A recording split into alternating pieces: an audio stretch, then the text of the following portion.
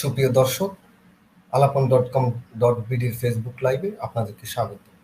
দেশে এবং দেশের বাইরে যে যেখানে বসে আমাদের এই লাইভ শো দেখছেন, আপনাদের জানাচ্ছি আন্তরিক অভিনন্দন। আপনারা দেখছেন মুক্ত আলাপন। আজকের বিষয় করোনা পরবর্তী বাংলাদেশ। প্রতিদিনের মতো আমাদের সঙ্গে রয়েছেন একজন গুণী মানুষ।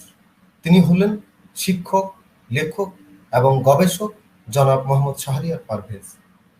আপনাদের কোনো মতামত বা প্রশ্ন থাকলে কমেন্ট বক্সে জানিয়ে দিবেন। আমরা গুরুত্বের সঙ্গে উত্তর দেওয়ার চেষ্টা করব। আমাদের এই আলোচনা অনুষ্ঠানের সঙ্গে অন্যদের যুক্ত করতে লাইক এবং শেয়ার করুন। শ্রদ্ধেয় শাহরিয়ার পারভেজ স্যার, আপনি কেমন আছেন?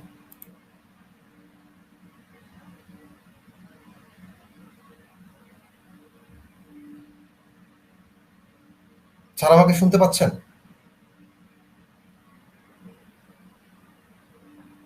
হ্যালো। স্যার আমাকে শুনতে পাচ্ছেন? হ্যাঁ, আমি শুনতে পাচ্ছি। মনে হয় একটু ইন্টারাপ্ট হয়েছিল না? Sorry, first time interrupt. জি, জি, আপনি কেমন আছেন স্যার? আলহামদুলিল্লাহ। মহামারীর এই দুর্যোগপূর্ণ সময়ে বলবো আল্লাহ তাআলার অশেষ রহমতে ভালো আছি। নিশ্চয়ই আপনিও ভালো আছেন। জি স্যার, আলাপন.com.bdর ফেসবুক লাইভে আপনাকে স্বাগত জানাচ্ছি। আপনি যদি আমাদের আলাপন দর্শকদের উদ্দেশ্যে আপনার পরিচয়টা সংক্ষেপে ব্যক্ত করেন। আমি মোহাম্মদ শাহরিয়ার পারভেজ, বর্তমানে ইউরোমেড রিসার্চ ইনস্টিটিউশনের কান্ট্রি ডিরেক্টর হিসেবে বাংলাদেশে আছি। এছাড়াও রিসার্চের সাথে জড়িত আছি দীর্ঘ 15 বছর, এবং তার সাথে বিভিন্ন ইউনিভার্সিটিতে আমি শিক্ষকতা করি, এবং বিভিন্ন জার্নালে আমি এডিটর হিসেবে আছি, এবং বাংলাদেশ অর্থনৈতিক সমিতির একজন লাইফ মেম্বার হিসেবে আছি, এবং এশিয়াটিক সোসাইটিতে আমি লাইফ মেম্বার হিসেবে নিয়োজিত আছি। ধন্যবাদ স্যার। পৃথিবীর এই দুর্যোগময় পরিস্থিতিতে সকল দেশের মতো সকল দেশে যে দুর্যোগ চলছে, যে ব্যাধি চলছে, সেই তারই ধারাবাহিকতা বাংলাদেশও একই ব্যাধিতে আক্রান্ত। যদি সংক্ষেপে আপনার অভিমত ব্যক্ত করেন এই পরিস্থিতিতে, আসলে আপনার অনুভূতিটা আমরা যদি দর্শকদের সাথে শেয়ার করি। সর্বপ্রথম অ্যাকচুয়ালি আমি আলোচনার শুরুতে পৃথিবীর সকল মাদেরকে আমি লক্ষ সালাম দিব, কারণ গতকালই মা দিবস আমরা উদযাপন করেছি, এবং এটা 112তম মা দিবস ছিল। এটা কেউ জানে কিনা আমি ঠিক বলতে পারবো না, বাট 1908 সালে অ্যানা জার্ভিস নামের একজন মহিলা এই মা দিবসকে সর্বপ্রথম এই পৃথিবীর বুকে নিয়ে আসেন, এবং এর পরবর্তীতে আপনার দেখা গিয়েছে যে 1912 সালে এটাকে উনি ইন্টারন্যাশনাল ভাবে একটি অ্যাসোসিয়েশনের মাধ্যমে মা দিবসকে উনি এই পৃথিবীর বুকে নিয়ে আসেন। আমি আসলে এই কথাগুলি বলছি এই কারণে, কারণ সর্বপ্রথম আমরা মা বাবাকে শ্রদ্ধা করব, কারণ এটাই আমাদের জীবনের মূল লক্ষ্য হওয়া উচিত, এবং আমরা মাকে ভালোবাসি, বাবাকে ভালোবাসবো। এভাবেই আমরা এই কোয়ারেন্টাইনের সময়টাকে আমরা অতিবাহিত করব। এখন আসি আমরা মূল আলোচনায়। ধরা যাক, সর্বপ্রথম এটা আমরা যদি বলতে চাই যে এই করোনা মুহূর্ত, সো করোনাটা আসলে কি, এটা আমাদেরকে সবার আগে জানতে হবে। এবং সেখানে আমরা এইভাবে বলতে পারি যে according to the doctor professor Nazrul, উনি জন হপকিন ইউনিভার্সিটিতে একটি রিভিউয়ে করোনা নিয়ে উনি লিখেছিলেন, এবং সেখানে উনি লিখেছেন যে করোনা ভাইরাস একটি জীবাণু, অর্থাৎ এটা কোনো জীব নয়, এটি ওয়ান কাইন্ড অফ প্রোটিন, এবং এটা একটি চর্বি দ্বারা প্রলেপ দেওয়া থাকে।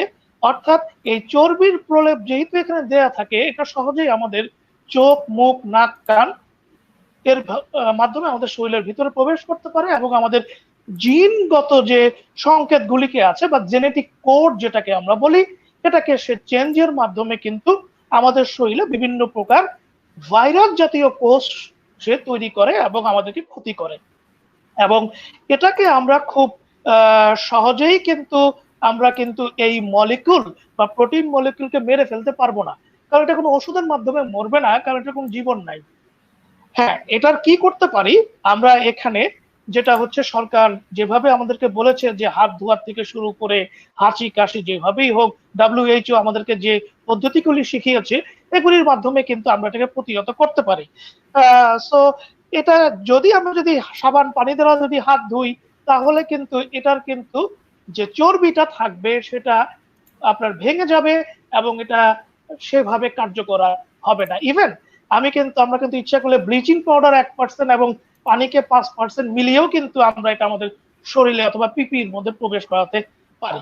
যাই হোক, আমি কোনো ডক্টর না, আমি তবুও এটা জনস্বার্থে এই কথাগুলি আমার বলা দরকার, তাই বলছি। আপনার যে প্রশ্নটা আপনি আমার এখানে করেছেন, যে এই অবস্থাতে যে অবস্থাতে আমরা দেখছি যে কলকারখানা খুলে দিয়েছে এবং বিভিন্ন শপিং মলও খুলে দেওয়া হচ্ছে, এবং তার সাথে সাথে দেখা গিয়েছে যে জেলায় জেলায় এখন স্বাভাবিক ভাবে আপনি যাতায়াত করতে পারছেন। এই অবস্থাতে আসলে আমাদের কি করণীয়? দেখেন, চলমান অবস্থাকে লক্ষ্য করে যে জিনিসটা আমরা বলছি যে করোনা প্যান্ডেমিক সিচুয়েশনটা এমন একটি জায়গায় এখন চলে এসেছে যে এখানে কিন্তু আমরা সচেতনতা যদি আমাদের মধ্যে না কাজ করে, তাহলে কিন্তু আমরা এটাকে ঠিকভাবে পরিচালনা করতে পারবো না। এখানে দেখেন, এখানে কি আছে যে এখানে কিন্তু এটা কিন্তু ছোঁয়াচে রোগ এবং এখানে কিন্তু সামাজিক দূরত্ব বজায় রাখতে হবে। এখানে একটি কথা বলা অত্যন্ত দরকার যে আমাদের দেশে অনেকে আমরা এটা বুঝি না যে সামাজিক দূরত্বটা কাকে বলে।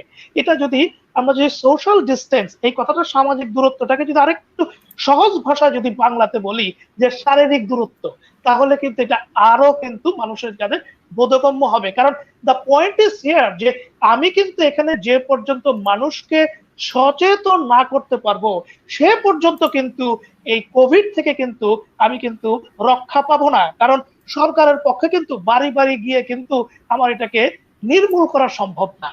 হ্যাঁ, এখন কথা হচ্ছে যে আপনি যে কথাগুলি বলেছেন যে কলকারখানা আপনার খুলে দিয়েছে, শপিং মলগুলি খোলা হয়ে যাচ্ছে। এখন কথা হচ্ছে যে আমাদের দেশ একটি উন্নয়নশীল দেশ, লিস্ট ডেভেলপ কান্ট্রিতে আমরা অচিরেই চলে যাচ্ছি। সো এখানে যেটা আমরা বলতে পারি যে এমত অবস্থায় আমরা দেখা যাচ্ছে যে আমাদের জিডিপি টোটাল হচ্ছে 315 বিলিয়ন ইউএসডি 2020-তে, কিন্তু এই জিডিপি কিন্তু করোনার কারণে কিন্তু হ্যাম্পার হচ্ছে। এবং জিডিপি হ্যাম্পার হওয়ার সাথে সাথে আপনি কিন্তু বুঝবেন যে আমাদের কিন্তু ম্যাক্রো এবং মাইক্রো দুটোই ইকোনমিক্সে কিন্তু আমাদের কিন্তু প্রভাব এখানে আসছে। কারণ আমরা যদি হাউস হোল্ডের কথা চিন্তা করি, যেখানে হাউস হোল্ডের কোনো ইনকাম হচ্ছে না, সেখানে কিন্তু আপনার মাইক্রো থেকে ম্যাক্রো লেভেলেও কিন্তু আপনার মানি সার্কুলেশন কিন্তু এখানে হচ্ছে না। এবং সেখানে কিন্তু দারিদ্রতা যে বিষয়টি এখানে বারে বারে চলে আসছে, যে আপনার পেটে যদি আহার না থাকে, তাহলে অনেকেই করোনা ভাইরাসের এই ভয়কে উপেক্ষা করে কিন্তু রাস্তায় নেমে যাচ্ছে। আপনারা নিজেও দেখবেন বিভিন্ন টিভিতে এগুলি দেখাচ্ছে। তো এই অবস্থায় আমি বলবো যে আমাদের সামাজিক দূরত্ব মেনটেন করা উচিত। শারীরিক দূরত্ব বলেন, সামাজিক দূরত্ব বলেন, যেটাই বলি সেটা মেনটেন করা উচিত। এবং ইন দা মিন টাইম যেটা হচ্ছে যে শপিং মলগুলি খুলে দেওয়া হলেও আমরা কিন্তু দেখেছি যে বড় বড় শপিং মল যারা চালান তারা কিন্তু এর সাথে একমত পোষণ করেন না। এবং আমরা যারা বাসায় যারা আছি, তারা যদি আমরা শপিং এ না যাই, তাহলে কিন্তু আমরা এর থেকে বাঁচতে পারি। হ্যাঁ, কলকারখানার কথা আপনি বলেছেন, এটা অত্যন্ত ভাইটাল ইস্যু। এখন কলকারখানা আপনার কারখানা যদি না চলে, তাহলে কিন্তু আমাদের যে মেন যে ফ্যাক্টর গুলি আছে, যে আমাদের গার্মেন্টস এবং আমাদের বৈদেশিক যে অর্থগুলি রিজার্ভ এবং পাইপলাইনে যে আটকা পড়ে আছে, এগুলি কিন্তু আপনার সার্কুলেট হবে না। এবং এক্ষেত্রে কিন্তু আমাদের দেশ কিন্তু একটি বড় রকমের অর্থনৈতিক বিপর্যয়ের মধ্যে পড়তে পারে। বাট আমি বলছি, যেটাই করা হোক না কেন, সেটা অত্যন্ত স্বাস্থ্যবিধি মেনে এই জিনিসগুলি করতে হবে। এবং সরকারকে আশা রাখি, সরকার যে পদক্ষেপগুলি নিচ্ছে, এখানে আরো আপনার হলো গিয়ে লকডাউন এখানে বলা হচ্ছে, আমরা কিন্তু আসলে লকডাউন বলছি না, আমরা কিন্তু বলছি সাধারণ ছুটি। এটা কিন্তু খুব সুন্দর একটি কথা কিন্তু আমাদের সরকার কিন্তু বলেছে। দেশের বাইরে আপনারা দেখেছেন যে সেখানে বলছে লকডাউন, তো আমরা কিন্তু বলছি এখানে সাধারণ ছুটি। তো এখানে কিন্তু আমরা কিন্তু অনেক সুন্দরভাবে কোমলমতি ভাবে কিন্তু আমরা এই করোনাকে প্রতিহত করার চেষ্টা করছি। স্যার, আপনি বলেছেন স্বাস্থ্যবিধি মেনে করার জন্য। এখন বাংলাদেশে যা হচ্ছে বা যা ঘটছে, আপনার এক কথায় কি বলবেন, এটা কি স্বাস্থ্যবিধি মেনে করা হচ্ছে নাকি স্বাস্থ্যবিধিকে মানে অবহেলা করেই করা হচ্ছে? এখন দেখেন, একটি কথা হচ্ছে যে আসলে আমরা স্বাস্থ্যবিধি কাকে বলি, এই বিষয়টি কয়জন বুঝি, এখানে একটি বিষয় যে আমরা স্বাস্থ্যবিধি কাকে বলি এই জিনিসটি কয়জন বুঝি। কারণ আমাদের যে আপনার স্বাস্থ্যবিধি যদি আমি বলতে চাই, তাহলে হাত ধোয়া। এখন দেখা যাচ্ছে যে আমাদের দেশে আমরা হাতটাই যদি আমরা 20 থেকে 30 সেকেন্ড পর্যন্ত আমরা কয়জন ধুই। দ্য মিন টাইম আমরা যখন বাজার ঘাটে যখন যাচ্ছি, তখন কি আমরা স্বাস্থ্যবিধি মানছি? আসলে স্বাস্থ্যবিধিটা কি, এই বিধিটাকে আমাদেরকে সবার আগে ক্ল্যারিফাই করতে হবে। এখন সবার কাছে তার পিপিই নাই, যে সবাই পিপি পরিধান করলো এবং বাজার ঘাটে চলে যাচ্ছে, এবং বাজারে আপনি যে একটা সবজি কিনছেন, ওই সবজি যিনি বিক্রেতা তার হাতেও কিন্তু গ্লাভস নাই। আপনি যদি রিসেন্টলি যদি বাজারে যেয়ে থাকেন, তাহলে কিন্তু করোনা কিন্তু আসলে অটোমেটিক্যালি কিন্তু সেইভাবে কিন্তু চলে আসবে।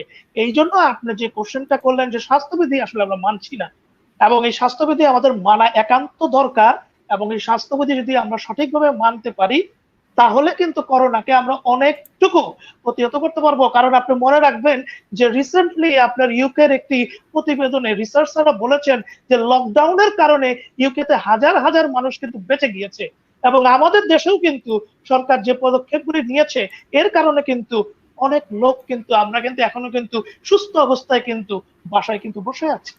তো স্বাস্থ্যবিধিটা আসলে মানা হচ্ছে না, এটা আরো সচেতনতার দরকার আছে। এবং আমি মনে করি রাস্তাঘাটে স্বাস্থ্যবিধির লিফলেট যদি আমি বিতরণ করতে পারি, মানুষজনকে বিভিন্ন রকম আপনার সংস্থা যদি স্বাস্থ্যবিধিগুলি লিফলেট যদি বিতরণ করে যদি মানুষজনকে অ্যাওয়ারনেস এর জায়গাটা যদি নিয়ে আসতে পারে, তাহলে আমি মনে করি হ্যাঁ, এখানে আমরা করোনাকে প্রতিহত করতে অনেকটুকু সহায়ক হবে। স্যার, এর পরবর্তীতে আপনার কাছে জানতে চাইবো, মানে মানে আমরা জানতে চাচ্ছি বাংলাদেশের করোনা শুরুর দিকে এমন কোনো উদ্যোগ কি বা কোনো ব্যবস্থা কি ছিল, যে উদ্যোগ বা ব্যবস্থা বাস্তবায়ন করলে বর্তমান সংকট থেকে আমরা কিছুটা হলেও রক্ষা পেতাম বলে মনে করি? এরকম কি কোনো পরিস্থিতি বা উদ্যোগ সরকারের হাতে ছিল?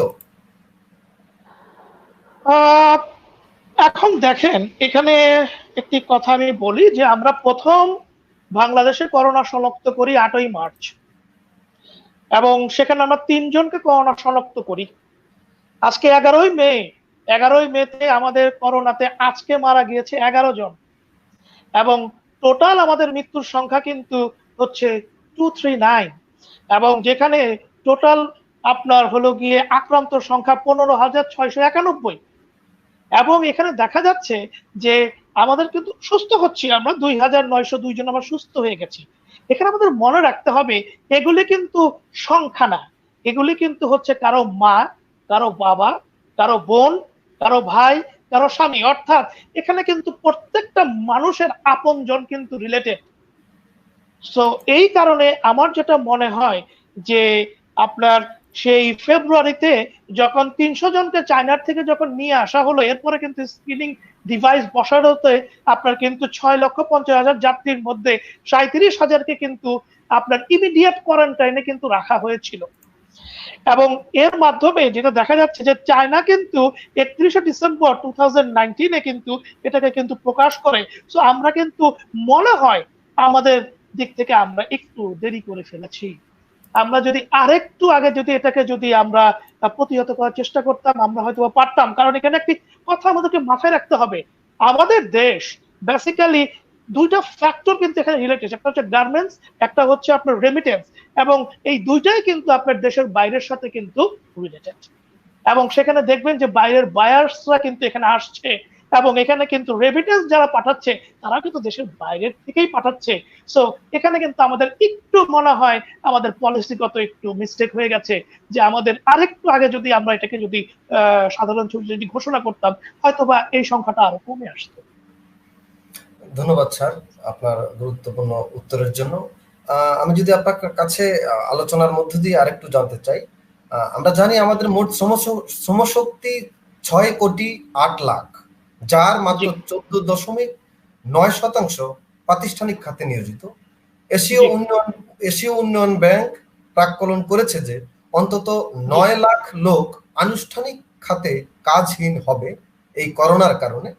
অনানুষ্ঠানিক খাতে কর্মে নিয়োজিত শ্রমশক্তির 8.5% বা 5,17,34,000 হবে বেকার বা কর্মহীন। শ্রম অধিকার বঞ্চিত বিশাল এই শ্রমশক্তির অধিকাংশই ইতিমধ্যে কর্ম বা কাজ হারিয়ে ফেলেছে। এমতো অবস্থায় কর্মহীনরা কি করতে পারে এবং তাদের ভবিষ্যৎ কিভাবে পরিচালিত হবে বলে আপনি মনে করেন? দেখুন, আপনি যে কোশ্চেনটা করেছেন অত্যন্ত ভাইটাল একটি কোশ্চেন, এবং আপনাকে আমি ধন্যবাদ জানাচ্ছি এত চুলচেরা বিশ্লেষণ করে এত সুন্দর একটি কোশ্চেন করার জন্য। বিশ্বব্যাপী এত বড় মহামারীতে বাংলাদেশের উপরে যে বড় আঘাত আসতে শুরু করেছে তা কিন্তু ইতিমধ্যে আমরা বুঝতে শুরু করেছি। আমি আমার মন থেকে প্রাণ থেকে আমাদের মাননীয় প্রধানমন্ত্রীকে স্যালুট জানাই যে উনি অনেক সুন্দরভাবে এটাকে ট্যাকেল করার চেষ্টা করছেন এবং উনি কিন্তু অনেকাংশেই সাকসেসফুল। কিন্তু এখানে কথা আছে যে বাংলাদেশের অভ্যন্তরীণ এবং আপনার হলো গিয়ে রপ্তানিমুখী দুই ধরনের স্থবিরতা কিন্তু এখানে কিন্তু চলে আসছে। এবং এখানে আইএলওর মতে এখানে যেটা দেখা যাচ্ছে যে আগামী 3 মাসের মধ্যে 19 কোটি লোক কিন্তু এই পুরা বিশ্বে কিন্তু আপনার পূর্ণকালীন কিন্তু চাকরি হারাবে, এবং সেখানে 12 কোটি কিন্তু এই এশিয়া এবং উপমহাদেশের লোকজন। এখন বাংলাদেশের কথা যদি ধরা যায়, পিপিআই বাংলাদেশকে একটি তথ্য দিয়েছে যে 1.5 কোটি লোক আপনার চাকরি হারাবে এবং 5 কোটি লোক একটি অনিশ্চয়তার মধ্যে ভুগবে। তাহলে দেখা যাচ্ছে যে গড়ে প্রতি পরিবারে আপনার 4 জন করে মানুষ কিন্তু আপনার অনিশ্চয়তার মধ্যে পড়ে যাচ্ছে। আমাদের দেশে বেসিক্যালি যেটা হয় যে আমরা কিন্তু ব্যাংক, ইন্স্যুরেন্স, গার্মেন্টস এবং গভর্নমেন্ট এগুলিকে বাদ দিয়ে আমরা যদি বলি তাহলে কিন্তু সবগুলি কিন্তু আসলে কি হচ্ছে, সবগুলি কিন্তু আপনার ইনফরমাল সেক্টরের মধ্যে চলে যাচ্ছে। কেন? কারণ এখানে দেখা যাচ্ছে যে বাংলাদেশের আপনার অন্যান্য যে প্রতিষ্ঠানগুলি আছে সেখানে কিন্তু ইতিমধ্যে কিন্তু অনেকেরই কিন্তু জব নাই, বা অনেকের জব থাকলেও সেটা কিন্তু এখন ফুল টাইম না। এক্ষেত্রে আরো গুরুত্বপূর্ণ তথ্য হচ্ছে যে বাংলাদেশের শ্রমিকরা কি আপনার এখানে কি নিরাপত্তা কি পাচ্ছে না, তারা কিন্তু নিরাপত্তাহীনতায় ভুগছে। আমি রিসেন্টলি আপনার রংপুর সুগার মিলে কয়েকজন শ্রমিকের সাথে আমি আলোচনা করেছিলাম করোনাকালীন সময় যে তাদের অবস্থা কি, এবং তারা কিন্তু আমাদেরকে কিন্তু বলেছে যে দীর্ঘ 2-3 মাস ধরে কিন্তু তারা কোনো টাকা পাচ্ছে না। এবং এখানে দেখা যাচ্ছে যে তাদের একটি ওয়ার্ড দ্বারা আমার সাথে শেয়ার করেছে, সেটাকে বলা হচ্ছে কানামনা। কানামনা অর্থ হচ্ছে কাজ নাই, মাইনা নাই। সো আলটিমেটলি এখানে যে জিনিসটি আপনার লক্ষ্য করা যাচ্ছে যে তাদের যখন কাজই নাই তারা কিন্তু মাইনা কিন্তু পাচ্ছে না। তাহলে এখানে যে প্রশ্নটি এসে দাঁড়ায় যে আমাকে করোনা মারার আগে যদি দারিদ্রতা যদি আমাকে মেরে ফেলে তাহলে কিন্তু আমরা সংকটের সীমা কিন্তু অনেকাংশে ছাড়িয়ে যাবে। আপনি নিশ্চয়ই আমার বিষয়টা নিশ্চয়ই আমি বোঝাতে সক্ষম হচ্ছি যে আসলে আমরা এখানে কোন অবস্থাতে বর্তমানে বিরাজমান। এখন দেখেন এখানে আরো কিছু কর্মকাণ্ড কিন্তু এখানে হতে পারে যে আমাদের কিন্তু খাদ্য সংকট এখন পর্যন্ত দেখা দেয় নাই।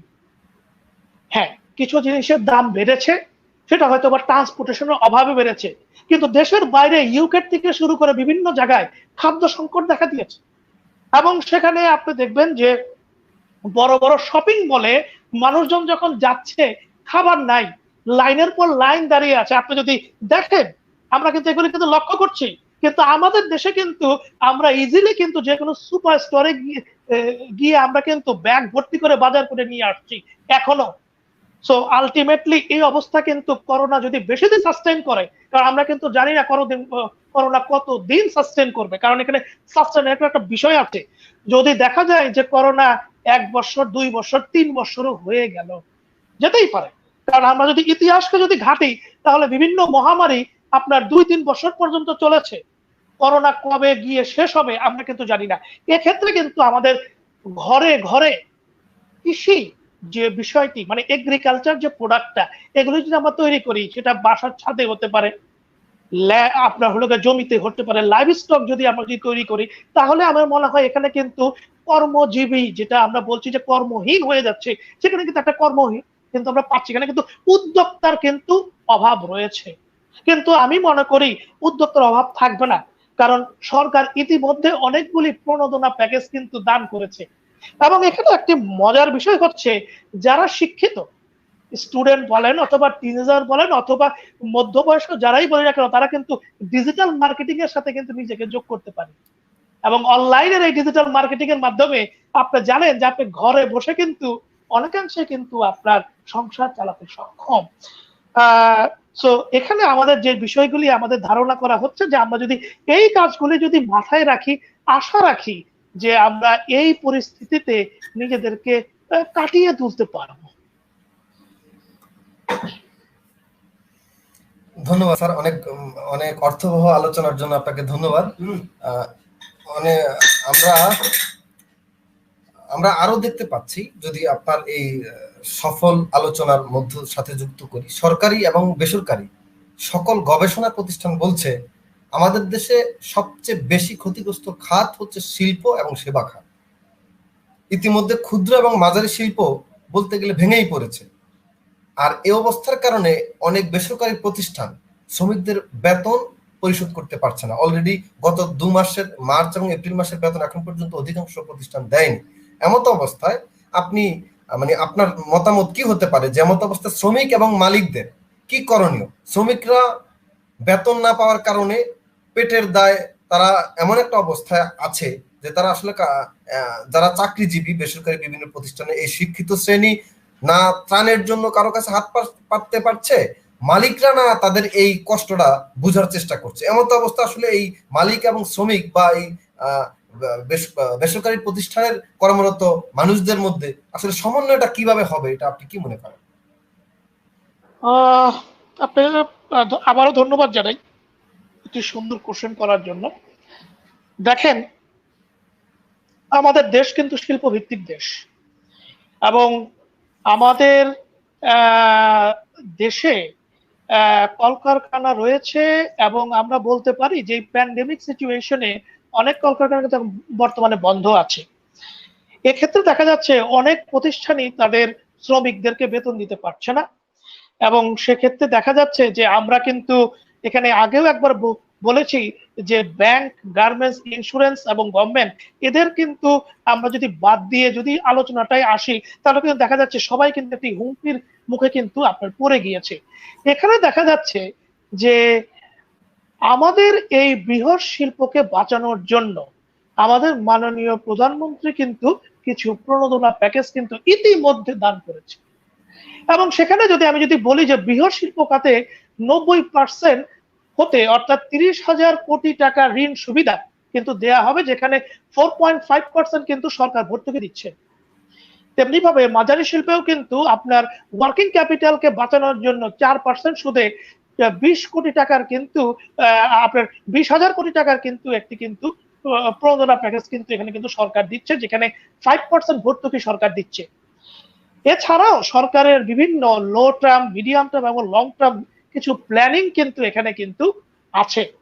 সো এখানে যে জিনিসটি দেখা যাচ্ছে যে সরকারের লং টার্ম এবং মিডিয়াম টার্ম, বর্তমানে না সরকার শর্ট টার্ম প্ল্যানিং এর কথায় যে বিষয়গুলি বলছে যে সেখানে কিন্তু সরকার কিন্তু তার ব্যয় একদমই বাড়াবে না এবং সেখানে কিন্তু সরকার বিনামূল্যে খাদ্য বিতরণ করবে এবং 10 টাকা কেজি দরে কিন্তু সরকার ইতিমধ্যে কিন্তু চাল বিতরণ শুরু করেছে এবং সেখানে কিন্তু সরকার গৃহায়ন করে দিবে এবং মুদ্রার যাতে মুদ্রাস্ফীতি না হয় সেটাও কিন্তু সরকার কিন্তু দেখবে। কিন্তু এখানে কথা হচ্ছে, আপনি যে প্রশ্নটি করলেন যে আসলেই যারা শ্রমিক তারা কি করবে, এখন আমাদের বড় বড় যে প্রতিষ্ঠানগুলি যে আছে তারা কিন্তু এখানে ফিলান্থ্রপিক একটি ভূমিকা কিন্তু পালন করতে পারে, কারণ তাদের যে আপনার সিএসআর যে আছে সেই সিএসআরটা যদি আমরা যদি বলি যে তারা তাদের সিএসআরটাকে এই খাতে ব্যয় করে দেয়, তাহলে কিন্তু আমার মনে হয় যে হ্যাঁ, আমরা কিন্তু এই অবস্থার থেকে কিন্তু আমাদের যে দিনমজুর বা শ্রমিক যারা আছে তারা কিন্তু কিছুটা হলে রেহাই পায়। এখানে এখানে একটা কথা বলা বাহুল্য যে আমাদের দেশে কিন্তু অনেক আপনার দেখতে থাকবেন ইয়ং জেনারেশন, তারা কিন্তু আপনার বস্তায় বস্তায় কিন্তু অনেক কিন্তু আপনার দেখা যাচ্ছে চাল ডাল এই গরিব মানুষদের কিন্তু দিচ্ছে, কিন্তু কতদিন দিবে, তাদেরও তো একটা লিমিটেশন আছে। সো এখানে দেখা যাচ্ছে যে আমরা যদি ফেসবুকে যদি এর ছবি আপলোড করা হয় তাতেও যেমন সমস্যা, আবার আপনি যদি এটা যদি না দেখান তাতেও কিন্তু সমস্যা, কারণ মানুষজনের মধ্যে অ্যাওয়ারনেস কিন্তু আসছে না। তো এখানে আমি বলতে চাই যে দেশের বাইরে আপনি দেখবেন যে নিশ্চয়ই আমরা কানাডার প্রেসিডেন্টের মতো কথা বলতে পারবো না যে আপনাদের ঘরে ঘরে খাবার দিয়ে আসব, সেটা আমাদের পক্ষে সম্ভব না। কিন্তু আমরা এটা বলতে পারি যে আমাদের যে বড় বড় প্রতিষ্ঠানগুলি আছে তারা কিন্তু ইচ্ছা করলেই তাদের সিএসআর এর যে অংশটুকু, এই অংশটুকু যদি এই সংকটময় সময়ে যদি আপনার গরিব অথবা দিনমজুর তাদের উপরে যদি ব্যয় করতে পারে, অথবা ব্যয় করার দরকার নাই, তাদেরকে এমন একটি কাজে লাগিয়ে দিল যে কাজটি তারা ঘরে বসেই তৈরি করে ফেললো। যদি কেউ হ্যান্ডিক্যাপ যদি পারে, তারা যদি কেউ যদি ঘরে যদি কোনো কিছু তৈরি করতে পারে, ঘরে তৈরি করে তারা দিল। ঠিক আছে, এখানে কিন্তু আমরা এই জিনিসগুলি কিন্তু আমাদের মাথায় রাখতে হবে। এখানে আমাদের মাথায় রাখতে হবে যে বাঙালি কিন্তু একটি বলিষ্ঠ জাতি, কারণ আমরা কিন্তু সেই 1971 সালে আমরা যখন যুদ্ধ করেছি, নিশ্চয়ই আমাদের কোট স্যুট টাই অথবা আর্মি ড্রেস পরে নিশ্চয়ই আমার বাবা অথবা চাচা কিন্তু যুদ্ধ করে নাই, তারা কিন্তু লুঙ্গি পরে কিন্তু যুদ্ধ করেছে। আমি কিন্তু খুব ফ্র্যাঙ্কলি কথা বলছি। ঠিক আছে, সো আমরা কিন্তু ইচ্ছা করলেই কিন্তু আমরা এই জিনিসটা কিন্তু আমরা পারি, কারণ আমাদের মধ্যে সেই বিষয়গুলি, সেই ভাবমূর্তিগুলি বাঙালি হিসাবে কিন্তু আমাদের কিন্তু আছে। কারণ বঙ্গবন্ধুর ডাকে 7ই মার্চে সবাই যখন এক ডাকে যখন ছুটে গিয়েছে, তখন কিন্তু কেউ চিন্তা করে নাই যে বাঁচবো কি মরবো। তো এখন কিন্তু এই সংকটময় সময় আমাদের কিন্তু সুযোগ যে আমরা সেই বঙ্গবন্ধুর আদর্শটাকে এই বাংলাদেশে কায়েম করি। এবং বঙ্গবন্ধু কন্যা আমাদের মাননীয় প্রধানমন্ত্রী যেভাবে এই জিনিসগুলিকে আপনার হ্যান্ডেল করছে, আমি ওনাকে আবার স্যালুট জানাই। কারণ উনি অত্যন্ত সুন্দরভাবে, আপনি লক্ষ্য করে থাকবেন, আজকে যদি এই সাধারণ ছুটিটা যদি উনি ঘোষণা না করতো, এইভাবে যদি না বাড়াতো, আমরা কিন্তু করোনার এই মৃত্যু ফাঁদে কিন্তু বাংলাদেশের মানুষ কিন্তু আরো ক্রমশ এগিয়ে যেত। জি স্যার, ধন্যবাদ। অনেক চমৎকার উত্তর দিয়েছেন। দর্শকরা আপনার উত্তরে এবং আপনার আলোচনায় অনেক সন্তুষ্ট হয়েছে, অনেকেই কমেন্টস করেছে, অনেকে প্রশ্ন করেছে, আপনার কাছে অনেকের জিজ্ঞাসা রয়েছে। আমি একটু দর্শকের জিজ্ঞাসাগুলো আমি পড়ে নিচ্ছি একে একে। আমাদের দেখা যাচ্ছে এখানে অনেকেই জিজ্ঞাসা আপনার কাছে রেখেছে নানান ভাবে। দেশে এবং দেশের বাইরে অনেকেই অনেক আলোচনা, অনেক প্রশ্ন রেখেছে এবং অনেকে সন্তুষ্টি প্রকাশ করেছে যে আপনার উত্তর খুবই মানে আপনার যৌক্তিক একটা আলোচনা আপনি করছেন। আমি সাবিহা খান, আমি ইউকে থেকে সাবিহা খান বলছি। আমি অনুষ্ঠান দেখছি। আমার প্রশ্ন জনাব শাহরিয়ার পারভেজের কাছে, বর্তমান পরিস্থিতিতে অনলাইন এডুকেশন বাংলাদেশে কতটা কার্যকর হচ্ছে বা হবে? দয়া করে উত্তরটি দিলে ভালো লাগবে। জি মিস সাবিহা খান, আমরা নিশ্চয়ই আমাদের স্যার চেষ্টা করবে আপনার প্রশ্নের উত্তর দেওয়ার জন্য। এখানে আরো কিছু প্রশ্ন আছে, আমি যদি একটু দেখছি কি প্রশ্ন। জনাব খলিল, উনি প্রশ্ন করেছে মে মাসে আক্রান্ত মৃত্যুর হার বেশি, তাহলে সরকার কি করবে? হ্যাঁ, উনি বলতে চেয়েছেন মূলত মে মাসে যেহেতু মৃত্যুর হার বেশি, এই মৃত্যুর হার কমাতে সরকারের কোনো ভূমিকা আছে কিনা অথবা সরকার কি করবে। আমরা নিশ্চয়ই আপনাদের প্রশ্নের জবাবগুলো দেব। আমরা সেই আমাদের দর্শকদের প্রশ্নের সাথে আমিও প্রশ্ন করতে চাই জনাব শাহরিয়ার পারভেজ স্যারের কাছে, যে যেহেতু শাহরিয়ার পারভেজ স্যার একজন সফল শিক্ষক এবং দীর্ঘ সময় শিক্ষকতার সাথেই উনি সময় কাটাচ্ছেন এবং সময় দিচ্ছেন, তার যেহেতু প্রফেশন, তাই শিক্ষা বিষয়ক কিছু শিক্ষা খাতের একটা প্রশ্ন আমি দর্শকের সাথেই রাখতে চাই। প্রায় 2 মাস হয়ে যাচ্ছে বাংলাদেশের প্রায় সকল শিক্ষা প্রতিষ্ঠান বন্ধ রয়েছে। কবে নাগাদ শিক্ষা প্রতিষ্ঠান খোলা হবে তারও কোনো ঠিক নেই। স্বাভাবিক সেশন জট তো বাংলাদেশের উচ্চ শিক্ষায় রয়েছেই, তার মধ্যে আবার করোনা জট। যদিও সংশ্লিষ্ট দপ্তর বলছে ঈদের পর শিক্ষা প্রতিষ্ঠান খুলে দেয়া হবে, তবে কিভাবে খুলে দেয়া হবে তারও কোনো নির্দিষ্ট রূপরেখা নেই। অথবা আদৌ এই এখনই শিক্ষা প্রতিষ্ঠান খুলে দেয়া ঠিক হবে কিনা, এরকম বিষয়ে যে অনলাইনে পাঠদান ব্যবস্থা সরকারি পক্ষ থেকে বা বেসরকারি প্রতিষ্ঠানগুলো শুরু করেছে, এটা কতটুকু কার্যকর? এখানে অনেকগুলো প্রশ্ন জনাব শাহরিয়ার পারভেজ স্যার আপনার কাছে আমি রাখছি দর্শকের সাথেই।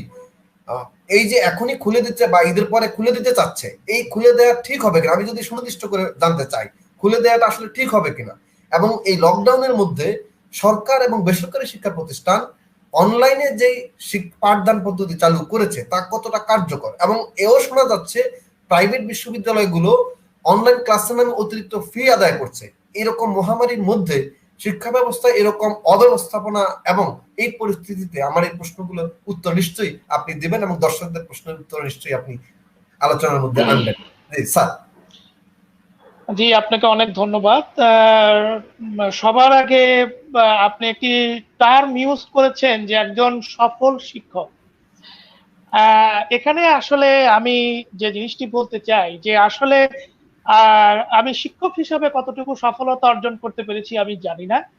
এটা আমার যারা স্টুডেন্ট আছে এবং আমার স্টুডেন্টরা বর্তমানে বিভিন্ন জায়গায় আছেন, বিভিন্ন প্রতিষ্ঠানে আছেন, দেশের বাইরেও আছেন, তারা ভালো বলতে পারবে যে আমি শিক্ষকতায় তাদের কতটুকু কাজে লেগেছি।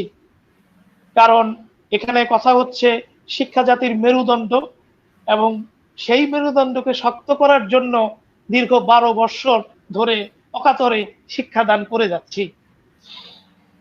এখানে কথা হচ্ছে যে আমি এক এক করে যদি আসি, সবার আগে সাবিয়া খান, উনি ইউকে থেকে প্রশ্ন করেছেন এবং আমি ওনাকে ধন্যবাদ জ্ঞাপন করতে চাই যে উনি ইউকে থেকে বসে আমাদের এই প্রোগ্রামটি দেখছেন।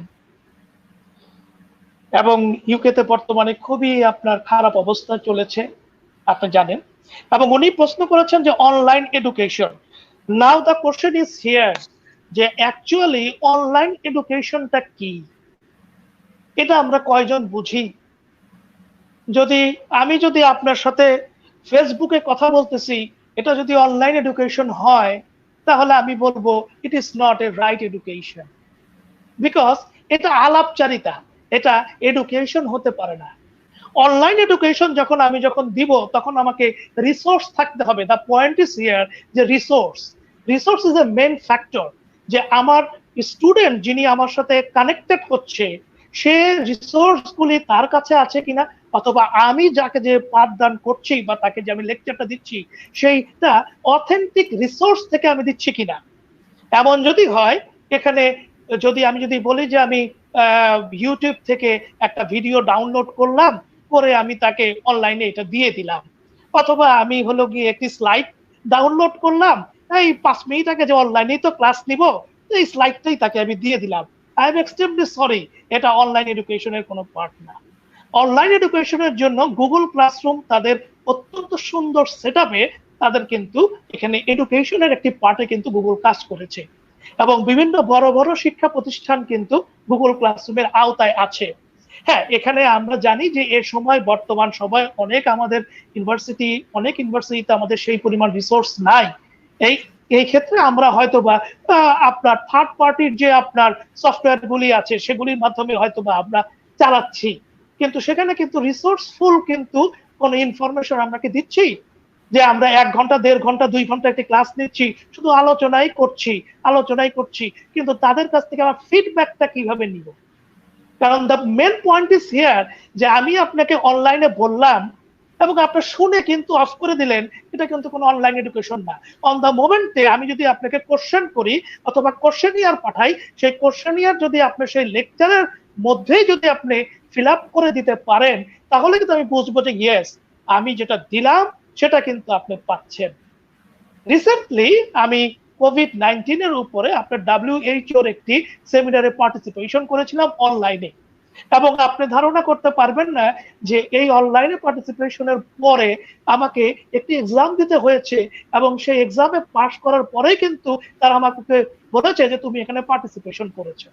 সো আমরা কি অনলাইনে সেটা দিতে পারছি না। এখন কথা হচ্ছে যে আসেন এখানে আমাদের এডুকেশনাল সেক্টরকে যদি আমরা চিন্তা করি, আমাদের এডুকেশনাল সেক্টর কিন্তু এখানে কয়েক ভাগে বিভক্ত: প্রাইমারি, সেকেন্ডারি, টারশারি।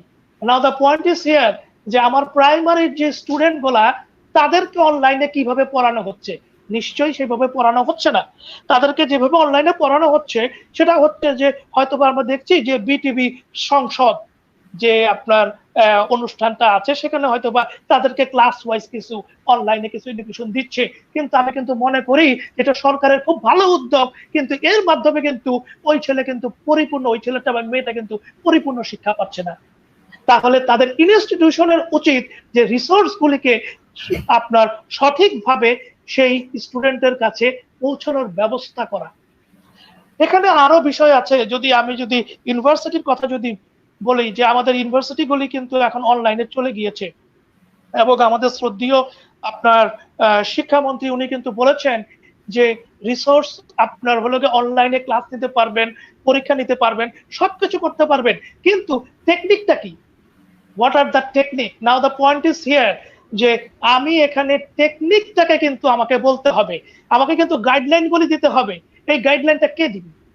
এখন আমি একজন লেকচারার আমার ইউনিভার্সিটিতে জয়েন করেছে, বা একজন শিক্ষক আমার এখানে জয়েন করেছে, আমি তাকে বললাম যে বাবা তুমি অনলাইনে ক্লাস নেওয়া শুরু করে দাও, কিন্তু অনলাইনে ক্লাস নেওয়া শুরু করতে বলে আমি যদি তাকে কোনো ইনস্ট্রাকশন, কোনো গাইডলাইন যদি না দেই, তাহলে সে কিন্তু অনলাইন বলতে যা বোঝানো হয় সেটা কিন্তু পরিপূর্ণভাবে সে কিন্তু যাচ্ছে না। সো এখানে কিন্তু আমি মনে রাখি যে আমাদের দেশে অনলাইন এডুকেশন, দেশের বাইরে কিন্তু প্রত্যেকটা ইউনিভার্সিটি কিন্তু এখন অনলাইনে যাচ্ছে। অলমোস্ট 690 আপনার বড় বড় ইউনিভার্সিটি কিন্তু অনলাইনে কিন্তু এডুকেশন এখন দিচ্ছে। কিন্তু আমাদের দেশে কিন্তু আমি মনে করি এই জায়গাতে রিসোর্সটা আরো ইম্পর্টেন্ট একটা ফ্যাক্টর, এবং রিসোর্সটাকে যেভাবে ডেভেলপ না করে যদি সবাইকে যদি অনলাইন অনলাইন বলে চালিয়ে দেই, তাহলে কিন্তু চালানোটা কিন্তু হয়ে যাবে, কিন্তু অনলাইন কিন্তু হবে না। সো এখানে আমার মনে হয় সাবিয়া খান উনি উনার উত্তরটা পেয়েছেন। এরপরে কোশ্চেনটা করেছিলেন মিস্টার খলিল, উনি বলেছেন মেয়ের 11 মৃত্যুর হার বাড়ছে। এখন কথাটা হচ্ছে এমন যে মৃত্যুর হার বাড়ছে, এখন সেটা যদি আমরা সরাসরি যদি বলি যে হ্যাঁ সমস্ত কিছু কিছু কিছু জায়গায় ওপেন করে দেওয়া হয়েছে এজন্য কি বাড়ছে কিনা, এটা আমরা সরাসরি বলতে পারবো না। কারণ আমাদের এখানে কিন্তু একটা সাইকেল আছে, আপনি জানেন যে কোভিড-19 কিন্তু একটা সাইকেলে চলে, 14 দিন 14 দিন 14 দিন। এখন সেই 14 দিন আগে ওই লোকটা ইনফেক্টেড হয়েছে কিনা সেটা কিন্তু আগে বিশ্লেষণ করতে হবে। হ্যাঁ, এটা ঠিক যে শারীরিক দূরত্ব যদি আমরা না মেনটেন করি, এটা একটা ছোঁয়াচে রোগ এবং মৃত্যুর হার কিন্তু আসলেই বেড়ে যাবে। এবং যেটা আপনার মানে নাই ইটালি, ইটালি কিন্তু প্রথমে কিন্তু এই জিনিসটি না মারার কারণে আজকে কিন্তু দেখেন তাদের কি অবস্থায় তারা দাঁড়িয়েছে, এবং পরবর্তীতে কিন্তু তারা কিন্তু লকডাউনে চলে গিয়েছে। এবং পরবর্তীতে আপনি যে কোশ্চেনটি করেছিলেন যে বর্তমানে আমাদের শিক্ষার ব্যবস্থা, এবং সেখানে আপনার কোশ্চেনটি যদি আরেকবার যদি একটু রিপিট করতেন আমার জন্য একটু ভালো হতো। আমার আমার প্রশ্ন ছিল, আপনার এর মধ্যে অনেকগুলো প্রশ্ন ছিল, তো প্রশ্ন ছিল যে বেসরকারি শিক্ষা প্রতিষ্ঠান অনলাইন ক্লাসের নামে অতিরিক্ত ফি নিচ্ছে শিক্ষার্থীদের কাছ থেকে, এর কারণে ঢাকাতে দেখলাম একটা মানববন্ধনও হয়েছে। তো মানে এখন অনলাইন শিক্ষা বলছে, আবার কেউ ফি নিচ্ছে বেশি, মানে বিষয়টা কেমন কেমন হচ্ছে? যেহেতু অফলাইন স্কুল কলেজ বা ক্লাস বন্ধ, সেখানে আবার অতিরিক্ত ফি দিয়ে হচ্ছে ক্লাস করা লাগবে, এটা এখানে আমি আমি আমি আপনার কথাটা বুঝতে পেরেছি, এবং আপনি খুব সুন্দর একটি কোশ্চেন করেছেন। এখন দেখেন এখানে কিন্তু খুব বড় একটি সাইকেল কিন্তু রিলেটেড। অনলাইনে পড়ছে আমার স্টুডেন্ট, আমি সরাসরি আমার স্টুডেন্টকে আমার সন্তান বলি। আচ্ছা, আমার স্টুডেন্টরা যখন অনলাইনে যখন পড়ছে তাদের খরচটা কে বেয়ার করছে? নিশ্চয়ই তাদের খরচটা তাদের প্যারেন্টসরা বেয়ার করছে, অথবা তারা নিজেরা কিছু করে সেটাকে বেয়ার করে। এখন এক্ষেত্রে যেহেতু সমস্ত অর্থনীতির চাকাই কিন্তু একটু ধীর গতিতে চলছে, অতএব তাদের কাছে কিন্তু এখন সেই পরিমাণ অর্থায়ন কিন্তু নাই। এবং আপনি বললেন যে অধিক টিউশন ফি নেওয়ার কোনো প্রশ্নই কিন্তু এখানে কিন্তু আসে না, এই কারণে যেখানে শিক্ষামন্ত্রী নিজেই বলে দিয়েছেন যে টিউশন ফির জন্য স্টুডেন্টদেরকে প্রেসার দেওয়া যাবে না, এটা তার একটি বিজ্ঞপ্তিতে কিন্তু এটা কিন্তু এসেছে। সো আমার কথা হচ্ছে অনলাইনে যখন একটি স্টুডেন্ট যদি শিক্ষিত হতে চায় পড়ুক, আমার একটি সন্তান যদি পড়ে যদি শিক্ষিত হয়ে যায় হোক না, সে আমার জন্যই কন্ট্রিবিউশন করবে। এক্ষেত্রে যেটা করা যেতে পারে এটা হচ্ছে আবার একটি আইডিয়া, যে শিক্ষা প্রতিষ্ঠান প্রাইভেট বিশ্ববিদ্যালয়, যেহেতু আপনি বললেন যে প্রাইভেট বিশ্ববিদ্যালয়গুলি কিন্তু আসলে কিন্তু তারাই বা আপনার অর্থায়ন থেকে জোগাড় করবে। এখানে সরকারের কাছ থেকে তারা কিছু প্রণোদনা নিতে পারেন বা পারতেন। এখানে দেখা গিয়েছে যে এখন প্রাইভেট বিশ্ববিদ্যালয় একটা কাজ করতে পারে, যে দেশের বাইরে যে সিস্টেমটা আছে, যে লোনের মাধ্যমে স্টুডেন্টদেরকে পড়ানো, যে তোমাদেরকে লোন দিয়ে দিলাম এবং সেই লোন নিয়ে তোমরা লেখাপড়া করো, এবং তোমরা যখন চাকরি করবা এবং তোমরা কিন্তু দীর্ঘ 10 বছর এই লোনটা আমাকে পরিশোধ করে দিও। কারণ শিক্ষা এমন একটি জিনিস যে আপনি শিক্ষিত, আপনি শিক্ষাকে যখন বিকাশ যখন ঘটাচ্ছেন এর কিন্তু কোনো কমতি নাই, এর আলো কিন্তু অবশ্যই জ্বলবে। কারণ আপনি শিক্ষাকে যত স্প্রেড করবেন সেটার আলো কিন্তু আপনার উপরেই প্রতিফলিত কিন্তু হবে। তো এই ক্ষেত্রে কিন্তু আমি কিন্তু মনে রাখবো, আমি বলতে চাই যে হ্যাঁ আমাদের প্রাইভেট বিশ্ববিদ্যালয়গুলি যদি এমন কিছু করে থাকেন, তারা কিন্তু এই পদ্ধতিটা অ্যাপ্লাই করতে পারেন যে হ্যাঁ, তাদেরকে লোনের মাধ্যমে পড়ালাম, হ্যাঁ তোমাদেরকে 10 বছরের একটি সুযোগ বা 5 বছরের সুযোগ দিলাম, তুমি লোনটা পরিশোধ করে দিও। অনেক অনেক চমৎকার আলোচনা। আপনার আলোচনার মধ্য দিয়ে অনেক দিক নির্দেশনা নিশ্চয়ই বের হয়েছে, যেগুলো আমাদের দেশের যে সংশ্লিষ্ট কর্তৃপক্ষ নিশ্চয়ই এই আপনার দিক নির্দেশনাগুলো ফলো করতে পারেন, যদি তারা মনে করেন যে হ্যাঁ এগুলো করা উচিত। অনেক চমৎকার। এই যে একমাত্র আলোচনার মধ্যে আপনি যে কথাটা বললেন, বিশ্বের অন্যান্য দেশের মতো লোন দিয়ে শিক্ষার্থীদেরকে এই অবস্থায় সহযোগিতা করে, এটা হতে পারে চমৎকার একটা আইডিয়া।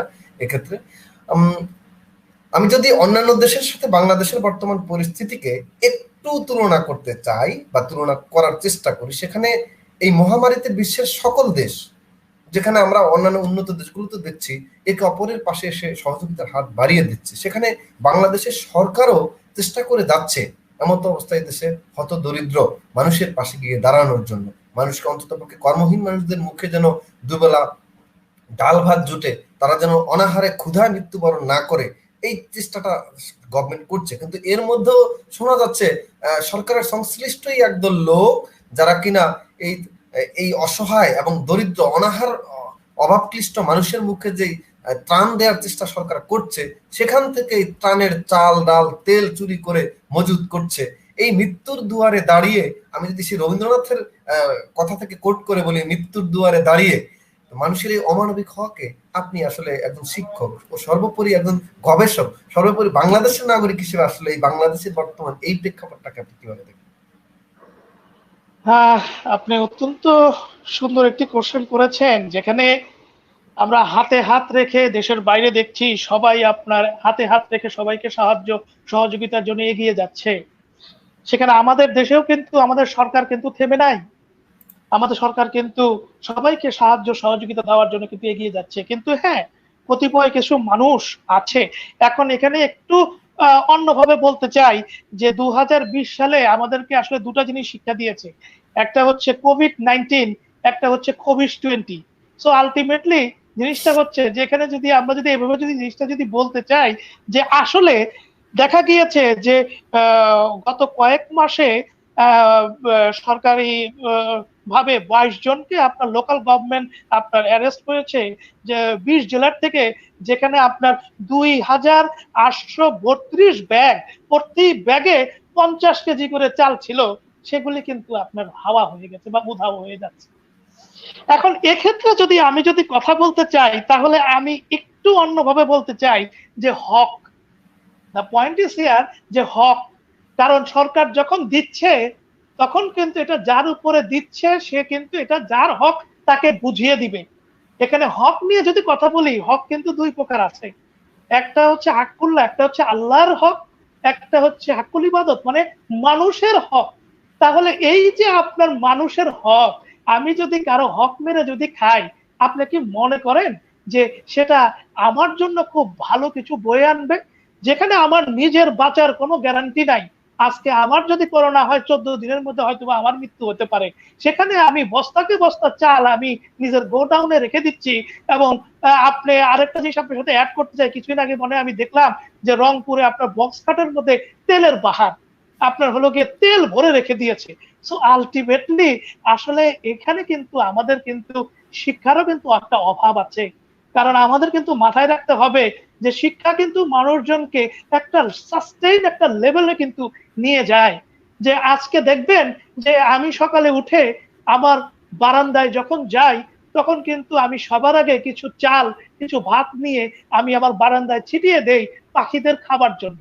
কেন? কারণ আমি জানি ওই পাখিগুলি হয়তো বা অন্য জায়গায় উড়ে যাচ্ছিল, অন্য জায়গায় খেতে পারতো, কারণ এখন বিভিন্ন জায়গায় দোকানপাট সব বন্ধ।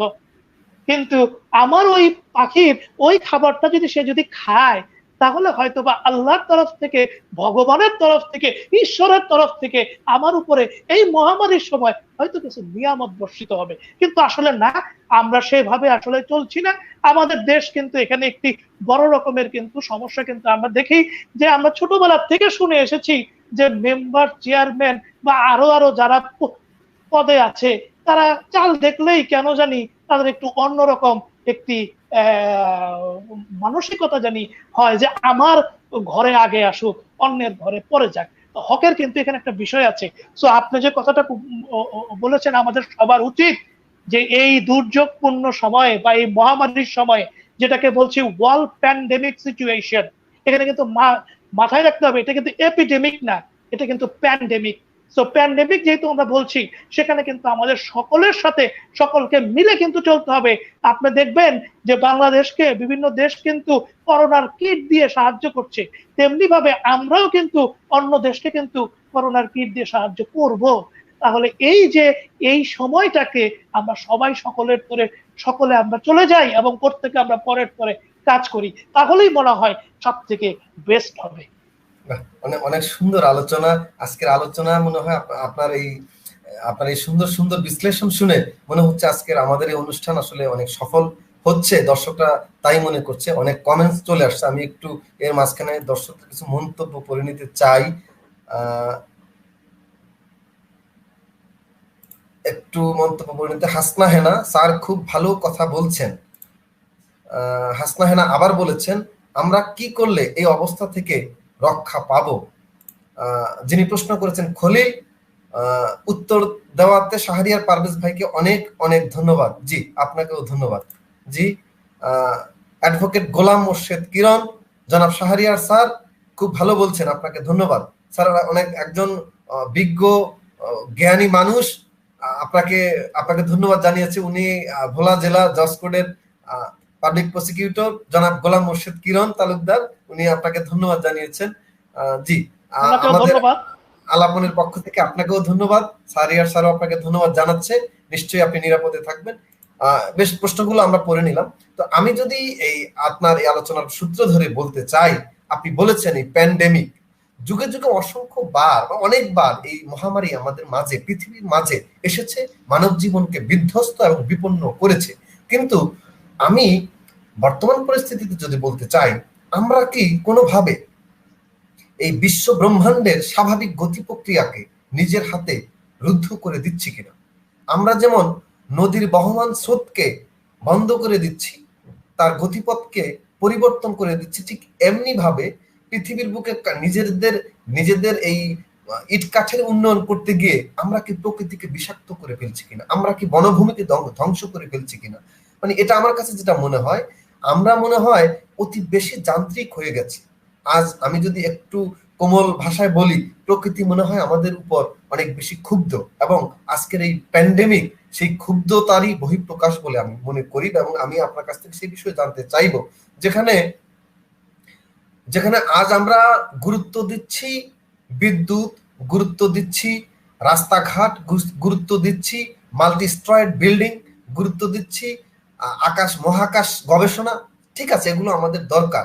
কিন্তু যাদের জন্য এই উন্নয়ন, তারা হচ্ছে মানুষ। বিশ্ব ব্রহ্মাণ্ডের এই মানুষ প্রাণীটাকে বাঁচিয়ে রাখতে, তাদেরকে সুস্থ রাখতে, শুধু বাংলাদেশের কথা আমি বলবো না, আমি বিশ্বের অন্যান্য দেশের কথাও, পুরো বিশ্বের কথাই যদি সামগ্রিকভাবে বলি, আমরা আসলে মানুষদেরকে বাঁচানোর জন্য কি করছি। আমি যদি বাংলাদেশের প্রেক্ষাপটে একটু কথা বলি, হয়তো আমার সিদ্ধান্তের সাথে অনেকে দ্বিমত পোষণ করবেন।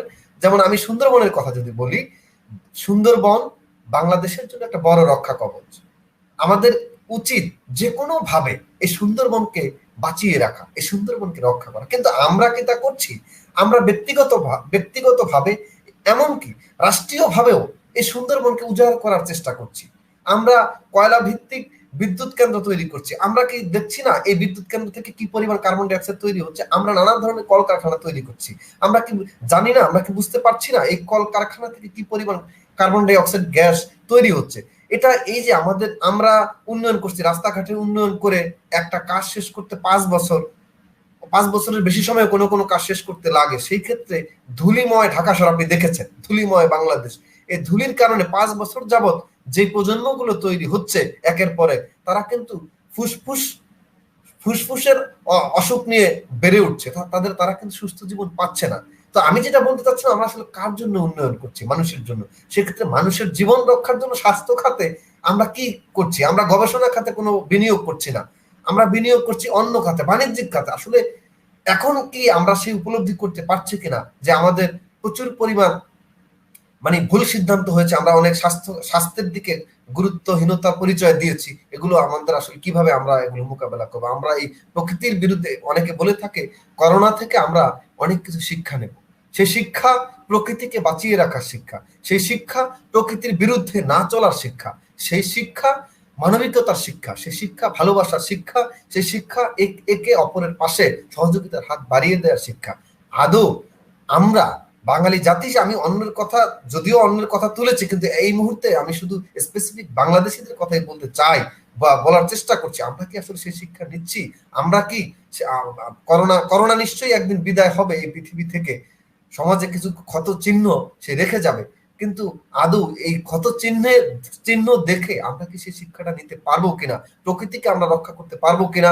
সুন্দরবনকে আমরা রক্ষা করার জন্য সুন্দরবন বিনাশী যে প্রকল্প আমরা তৈরি করছি বা বাস্তবায়ন করতে যাচ্ছি, সেগুলো আমরা রক্ষা করব কিনা? ঢাকা শহর বা দেশের বায়ু বায়ু স্তরকে বিশুদ্ধ করার জন্য আমরা কি সেই ব্যবস্থা নেব কিনা? আসলে কিভাবে, কি আমরা আসলে কি শিক্ষা নেব এবং আমাদের নেওয়া উচিত? আপনি কি বলবেন এই বিষয়ে? আহ আপনাকে অনেক ধন্যবাদ। আপনি অনেক সুন্দরভাবে অনেক কিছু উপস্থাপন করেছেন অতি অল্প সময়ে। যেটা হচ্ছে যে এখানে যদি আমরা মহামারীর কথা যদি বলি, মহামারীর ধারা কিন্তু আজকের থেকে না। মহামারীর ধারা কিন্তু অনেক আগের থেকে শুরু হয়েছে, এবং রেকর্ডের যদি আমরা বলি তাহলে সেই 1334 সালে আপনার প্লেগ, 1336 সালে ব্ল্যাক ডেথ থেকে শুরু করে 1860 সালে প্লেগ, এবং 1960 সালে আপনার পোলিও, দেন আপনার 2003 সালে সার্চ, 2009 সালে এসেছে আবার আপনার প্লেগ, এরপরে কলেরা, এরপরে ইবোলা, এখন আমরা চলে আসছি হচ্ছে করোনা বা কোভিড-19। মহামারীর যে যুগ আমরা পার করে এসেছি, এই যুগে কিন্তু বিশ্ব কিন্তু থেমে নাই, বিশ্ব কিন্তু চলছে তার আপন গতিতে, কিন্তু আমরা কিন্তু এই পৃথিবীকে কিন্তু তার মতো কি আমরা চলতে দিচ্ছি? আজকে আমরা ড্যাম তৈরি করছি, সেখানে কিন্তু আমরা পানিকে বাদ দিয়ে দিচ্ছি। আজকে কিন্তু আমরা সুন্দরবন কেটে উজাড় করে ফেলছি, সেখানে কিন্তু আমাদের কিন্তু যে সুন্দর যে একটি পরিবেশ, সবুজ শ্যামল যে বাংলাদেশ, সেখানে কিন্তু আমরা নষ্ট করে ফেলছি। আজকে চিন্তা করে দেখেন যে আপনি ঢাকা শহরে যখন হাঁটেন নর্মাল পরিবেশে, গাড়ির ধোঁয়া, কার্বন ডাই অক্সাইড, এগুলি কিন্তু আপনার নাক দিয়ে যখন যাচ্ছে, তখন কিন্তু অটোমেটিক্যালি কিন্তু আপনি মৃত্যুর দিকে কিন্তু চলে যাচ্ছেন। তাহলে এখন এই যে আপনি একটি সুন্দর কোশ্চেন করেছেন, হ্যাঁ দেখেন করোনা এসেছে, সবকিছু বন্ধ হয়ে গেছে, পৃথিবীর ওজোন স্তর আস্তে আস্তে ঠিক হয়ে আসছে। এখন বিধাতা কি মনে করে কি দিয়েছে সেটা কিন্তু আমরা জানি না, কারণ বিধাতার খেলা একমাত্র বিধাতাই জানে। করোনা কিভাবে এসেছে সেটা হয়তো বা আমরা কেউই জানি না। অনেকে বলছে এটা চায়নার কোনো ল্যাবরেটরিতে তৈরি হয়েছে, অনেকে বলছে এটা চায়নার কোনো মার্কেট থেকে এসেছে। তো আমরা কিন্তু আসলে এনশিওর করতে পারছি না। তেমনি ভাবে দেখা গিয়েছে যে 1980 সালে একজন লেখক, 81 সালে তার বইয়ের আপনার পৃষ্ঠা নম্বরটা আমার ঠিক মনে নাই, ওখানে কিন্তু লিখে গিয়েছেন যে আপনার হলো গিয়ে সেই উহানে কিন্তু এরকম টাইপের কিন্তু উহান 400 নামে কিন্তু একটি ভাইরাস কিন্তু আছে। তেমনি ভাবে আপনি দেখবেন যে কাকতালীয় ভাবে 2011 সালে কন্টাজিন একটা মুভি হয়েছে, সেখানে কিন্তু আপনার করোনা সমস্ত কিছু কিন্তু হয়ে গেছে। তাহলে আলটিমেটলি আমি যদি বলি, করোনা পৃথিবীর আদিকাল থেকেই আমাদের সাথে ছিল, করোনা আমাদের সাথেই ছিল, আমাদের সাথেই এতদিন চলেছে, কিন্তু আমাদের জন্য আমরা নিজেদেরকে সিস্টেম থেকে বাইরে যখন নিয়ে যাচ্ছি, সেই সময় করোনা কিন্তু তার প্রাদুর্ভাব বা তার দেখা দিয়েছে। সিস্টেমটা কিন্তু এখানে বড় একটি ফ্যাক্টর, যেখানে আমরা পরিবেশকে দূষিত করে, পরিবেশকে নষ্ট করে আমরা যখন চলে যাচ্ছি, আমরা কোনো কিছুই চিন্তা করছি না, আমরা গাছ কেটে ফেলছি, একটা গাছ কিন্তু কেউ লাগাচ্ছি না, বনায়ন বলতে কিন্তু আমাদের কিছু নাই। তাহলে আলটিমেটলি এখানে আপনি দেখবেন যে যখন ঝড় হয়, বিভিন্ন রকম ঝড়ে কিন্তু আমাদের উপকূলগুলি কিন্তু ধ্বংস হয়ে যায়। আগে কিন্তু তেমন হতো না, এখন কিন্তু হয়, কারণ একটি গাছ নাই তাকে প্রোটেক্ট করার জন্য। সো এখানে দেখে থাকবেন কালোবাজারিরা আপনার রাতের অন্ধকারে ফরেস্ট থেকে কাঠ কেটে নিয়ে চলে যাচ্ছে। ঠিক আছে, এবং সেই কাঠের দরজা কিন্তু আমি আপনি ব্যবহার করছি, আমার গৃহে আপনার গৃহে। সো আলটিমেটলি আসলে ইট ইজ আ সাইকেল, আমরা সবাই কিন্তু এর সাথে রিলেটেড। আমি আজকে আপনার আপনার আমরাই আপনার কথার সাথে যদি যুক্ত করি, আমি মৌসুমী ভূমিকের একটি গান শুনেছিলাম, সেটা খুব জি জনপ্রিয় হয়েছে, যশোর রোড। যশোর রোড নিয়ে সে একটা গান লিখেছিল। তো যশোর রোডে জি শতবর্ষী অনেক গাছ ছিল, সেই গাছগুলো কিন্তু প্রশাসনের সহযোগিতায় বা কোনো যোগ সাজসে সেই গাছগুলো উজাড় করা হয়েছে। আপনি যশোর রোডের একটা সেই ঐতিহাসিক গাছের চিত্র বা গাছের কথা আপনি শুনে থাকবেন, নানা জি টেলিভিশন বা পত্রপত্রিকা দেখে থাকবেন।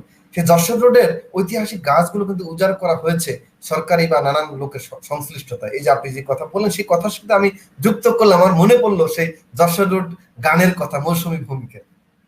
জি সো আলটিমেটলি এখানে যে জিনিসটি আসলে আমরা করতে পারি, যে আমরা বর্তমানে আপনি একটু লক্ষ্য করে দেখেন, সকালে যখন ঘুম থেকে ওঠেন, একটি মুক্ত বাতাস আপনি যখন নিঃশ্বাস নেন, আপনার মনটা কিন্তু ভরে যাচ্ছে। এটা কিন্তু কিছুদিন আগেও কিন্তু ছিল না। কেন এমন হচ্ছে? কেন করোনার জন্যই এমন হবে? আমরা কি প্রত্যেক দিন এত সুন্দর দিন তৈরি করতে পারি না? অবশ্যই পারি। এটা আমাদের নিজেদের হাতেই এই পৃথিবীকে গড়তে হবে। কারণ পৃথিবী আমাদেরকে তার সর্বস্ব উজাড় করে দিয়ে দিয়েছে। দেখেন, আমরা কিন্তু পৃথিবীর বুকে যা করতে চাচ্ছি আমরা কিন্তু তাই করতে পারছি, কিন্তু পৃথিবীর জন্য আমরা কি করতেছি? That is the main thing. So এখানে কিন্তু আমাদের সচেতনতার কিন্তু একটি অভাব কিন্তু আছে। সো আমি আশা রাখি যে এখানে হাসনাইন একটি কোশ্চেন করেছেন যে রক্ষা পাবো কবে, বা কবে রক্ষা পাবো। আসলে এটা আমিও বলতে পারছি না, এবং গোপাল মজুমদার যিনি বসে আছেন আমাকে উপস্থাপক অত্যন্ত সুন্দরভাবে উপস্থাপনা করছেন, উনি আসলে বলতে পারবেন না। এটা বিধাতার দান। আজকে আমি আপনাদের সামনে কথা বলছি, দুদিন পরে আমি থাকবো কিনা তার কোনো গ্যারান্টি নেই। সো আলটিমেটলি আমরা সবার জন্য সবাই দোয়া করব। কারণ এখানে একটি কথা বলতে চাই, যে এখন দোয়াই জানি সর্ব চিকিৎসার ওষুধ। কারণ আমরা এমন কোনো মৃত্যু চাই না করোনার জন্য, যে মৃত্যুতে বাবা পাশের ঘরে মরে থাকবে এবং ছেলে তার লাশ পর্যন্ত দেখবে না। এত দুর্ভাগ্য সেই বাবার, যে এমন মৃত্যু জানি কারো, কোনো বাবার কোনো মার না হয়। কারণ আমরা সন্তান, আমাদের উচিত আমাদের পিতা মাতাকে লালন পালন করা, এবং আমাদের উচিত আমাদের পিতা মাতাকে সেই সময় পর্যন্ত তাদের সাথে থাকা, যেভাবে তারা আমাদেরকে ছোটবেলায় লালন পালন করে বড় করেছে। আজকে আমি একটু হতাশার সহিত বলতে চাই যে আমি যখন বৃদ্ধাশ্রম গুলা যখন দেখি, আমার মন খুব কেঁদে ওঠে। কেন বৃদ্ধাশ্রম থাকবে? বৃদ্ধাশ্রম থাকার তো কোনো দরকার নাই। বৃদ্ধাশ্রম কি ফুলের বাগান হতে পারে না? অবশ্যই হতে পারে। আমাদের প্রত্যেকটি মা বাবা কেন বৃদ্ধাশ্রমে থাকবে? আসুন না এই করোনার মুহূর্তে আপনার মা বাবাকে আপনার কাছে নিয়ে আসুন, তাদেরকে আপনার সাথে রাখুন। এখন রমজানের মাস চলছে, যারা মুসলিম আছি মা বাবার খেদমতে নিজেকে লাগিয়ে দেই, যারা অন্য ধর্মের অবলম্বী আছি তারাও মা বাবার খেদমতেই নিজেকে লাগাই। আসুন না মা বাবার সাথে কতগুলি দিন পালন করি, কতগুলি দিন থাকি। যেমনি ভাবে এই করোনাকালীন সময়ে সরকার যখন ছুটি দিল, আপনি আপনার পরিবারের সাথে, আপনার স্ত্রী, আপনার সন্তানের সাথে রয়েছেন, আপনার মা বাবাও তো, আপনি তারও তো সন্তান, অতএব তারও তো ইচ্ছা করে আপনার সাথে থাকতে। আসুন না আপনার মা বাবাকে একবার এই করোনার সময় তাদেরকে নিয়ে আসি, একটু তাদেরকে একটু টেক কেয়ার করি। কতদিনই বা তারা আর বাঁচবেন এই পৃথিবীতে? সো পৃথিবীর বুকে বেঁচে থাকতে হলে আমাদেরকে পৃথিবীর জন্য কিছু করতে হবে। কারণ একটি কথা আমাদেরকে অবশ্যই মাথায় রাখতে হবে, give and return. The point is here. আমি একটু অর্থনৈতিক ভাষায় কথাটা বলছি, যদিও বিধাতা আমাদেরকে অফুরন্ত অক্সিজেন দিয়েছে, উনি এর পরিবর্তে কিছুই চায় না। কারণ এই অক্সিজেনের মূল্য তখনই বোঝা যায় যখন হাসপাতালে যখন থাকবেন। কারণ অক্সিজেন কিনে আপনাকে চলতে হয়। যারা করোনার রোগী, একটা বার আপনারা হাসপাতালে যান, গিয়ে দেখে আসেন অক্সিজেনের অভাবে তারা কেমন কষ্ট পাচ্ছে। দেখেন বিধাতা আপনি আমাকে অফুরন্ত অক্সিজেন দিয়েছে, আমরা কি এর জন্য বিধাতারকে শুকরিয়া আদায় করব না? আমরা কি আমার ভগবানকে শুকরিয়া আদায় করব না? সো আলটিমেটলি যেটা হচ্ছে যে আমরা কি শুকরিয়া আদায় করতে ব্যর্থ হয়ে গেলাম? না, আমরা ব্যর্থ হব না। আমরা ব্যর্থ হই নাই। কারণ এই করোনাকালীন সময় আমাদেরকে একটা জিনিস বুঝিয়েছে মানুষ, যে কে আপন কে পর। কারণ দেখে থাকবেন এই করোনার সময় আপনার ঘরে আহার নাই, যে লোকটাকে আপনি চেনেন না সে আপনার জন্য আহার পাঠাইছে, কিন্তু যাকে আপনি চিনেন, যার সাথে সারা জীবন রয়েছেন, বা আপনারই একজন আত্মীয় আপনার জন্য একবেলা খাবার পাঠায় নাই। তো এটাই কিন্তু বোঝার কিন্তু একটা মুহূর্ত এখন। তো আসেন আমরা মানবতার কল্যাণে নিজেকে বিলিয়ে দেই, এবং আমরা যদি নিজেকে সচেতন রাখতে পারি এবং এই দেশে যদি আমরা করোনাকে থেকে মুক্ত হতে চাই, তাহলে সর্বপ্রথম আমাদেরকে সরকার প্রদত্ত প্রত্যেকটি নিয়ম মানতে হবে।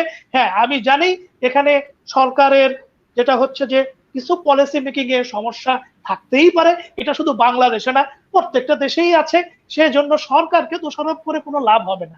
আপনি বাইরে গেলেন, এসে হাত ধুলেন না, অথবা আপনি হলো গিয়ে নিজেকে টেক কেয়ার করছেন না, আপনি হাঁচি দিচ্ছেন, সেই হাঁচি গিয়ে আপনার সন্তানের উপরে পড়ছে, তাহলে কিন্তু আপনি করোনার থেকে কিন্তু নিজেকেও মুক্ত করতে পারলেন না, আপনার সন্তানকেও পারলেন না। কিন্তু সরকারকে দোষ দিয়ে কোনো লাভ হবে না। কিন্তু হ্যাঁ, সরকার যে প্রণোদনা প্যাকেজগুলি দিচ্ছে, এই প্যাকেজগুলিতে আসে না, আমরা সবাই আশা রাখি যে সরকার আমাদের ভাবমূর্তিগুলি আরো বুঝবে, এবং যারা আপনার অনাহারে জীবন কাটাচ্ছে, আমাদের দিনমজুর ভাইয়েরা, তাদের জন্য আসেন আমরা কিছু করি।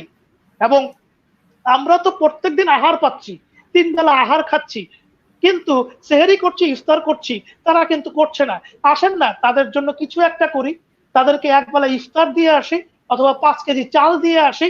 হ্যাঁ, এখন কথা হচ্ছে যে আপনি দিবেন হাফ কেজি, 15 জন মিলে ছবি তুলে সেটার ফেসবুকে আপলোড করে দিচ্ছেন। এমন দেওয়ার কোনো দরকার নাই। তাহলে আল্লাহ এবং ভগবানই তাদের জন্য যথেষ্ট। জি, আমরা অনেক অনেক ধন্যবাদ এত চমৎকার আলোচনা করার জন্য। আমাদের দর্শক জারমিন জামান, ধন্যবাদ স্যারকে ধন্যবাদ জানিয়েছেন স্যারের এই চমৎকার আলোচনার জন্য। আমাদের আরো একজন আমিও দর্শক ধন্যবাদ জানাই, উদয় শঙ্কর সরকার, তিনি জানতে চেয়েছেন, স্যার গভর্নমেন্ট এডুকেশন সেক্টরে কোনো প্রণোদনা দেয়নি, ইভেন প্রাইভেট ইউনিভার্সিটিতে কোনো প্রণোদনা নেই, সেই সাথে স্টুডেন্ট সেশন জব নিরসনে আপনার বক্তব্য কই? নিশ্চয়ই স্যার বক্তব্য দিয়েছে, আপনি হয়তো তখন শুনতে পাননি। স্যার সেশন জজ এবং বেসরকারি বিশ্ববিদ্যালয়গুলোতে প্রণোদনা নিয়ে অনেক কথা বলেছে। আপনি নিশ্চয়ই আমাদের লাইভটা থাকবে প্রিমিয়ার, আপনি প্রিমিয়ার লাইভটা দেখে সেখান থেকে শুনতে পারবেন স্যার কি বলেছে। সাবিয়া খান, আলহামদুলিল্লাহ, ধন্যবাদ সাবিয়া খান। আমাদের আরেকটা প্রশ্ন এক দর্শক করেছে, আমি যদি আপনাকে একটু আপনাকে উদ্দেশ্য করি। দর্শক প্রশ্ন করে, স্বাস্থ্য খাতের যে উলঙ্গ চিত্র বের হয়ে আসছে এ সম্পর্কে কিছু বলবেন স্যার? প্রশ্ন করেছেন হৃদয় মজুমদার।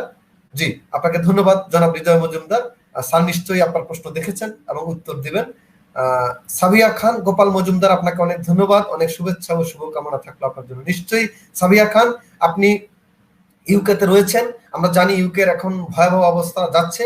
আপনি এরকম দুর্যোগ এবং বিপদকালীন সময়ে যেখানে আছেন নিরাপদে থাকবেন, সৃষ্টিকর্তা নিশ্চয়ই আপনার সহায় হবেন, আমরা সেটা প্রত্যাশা করি।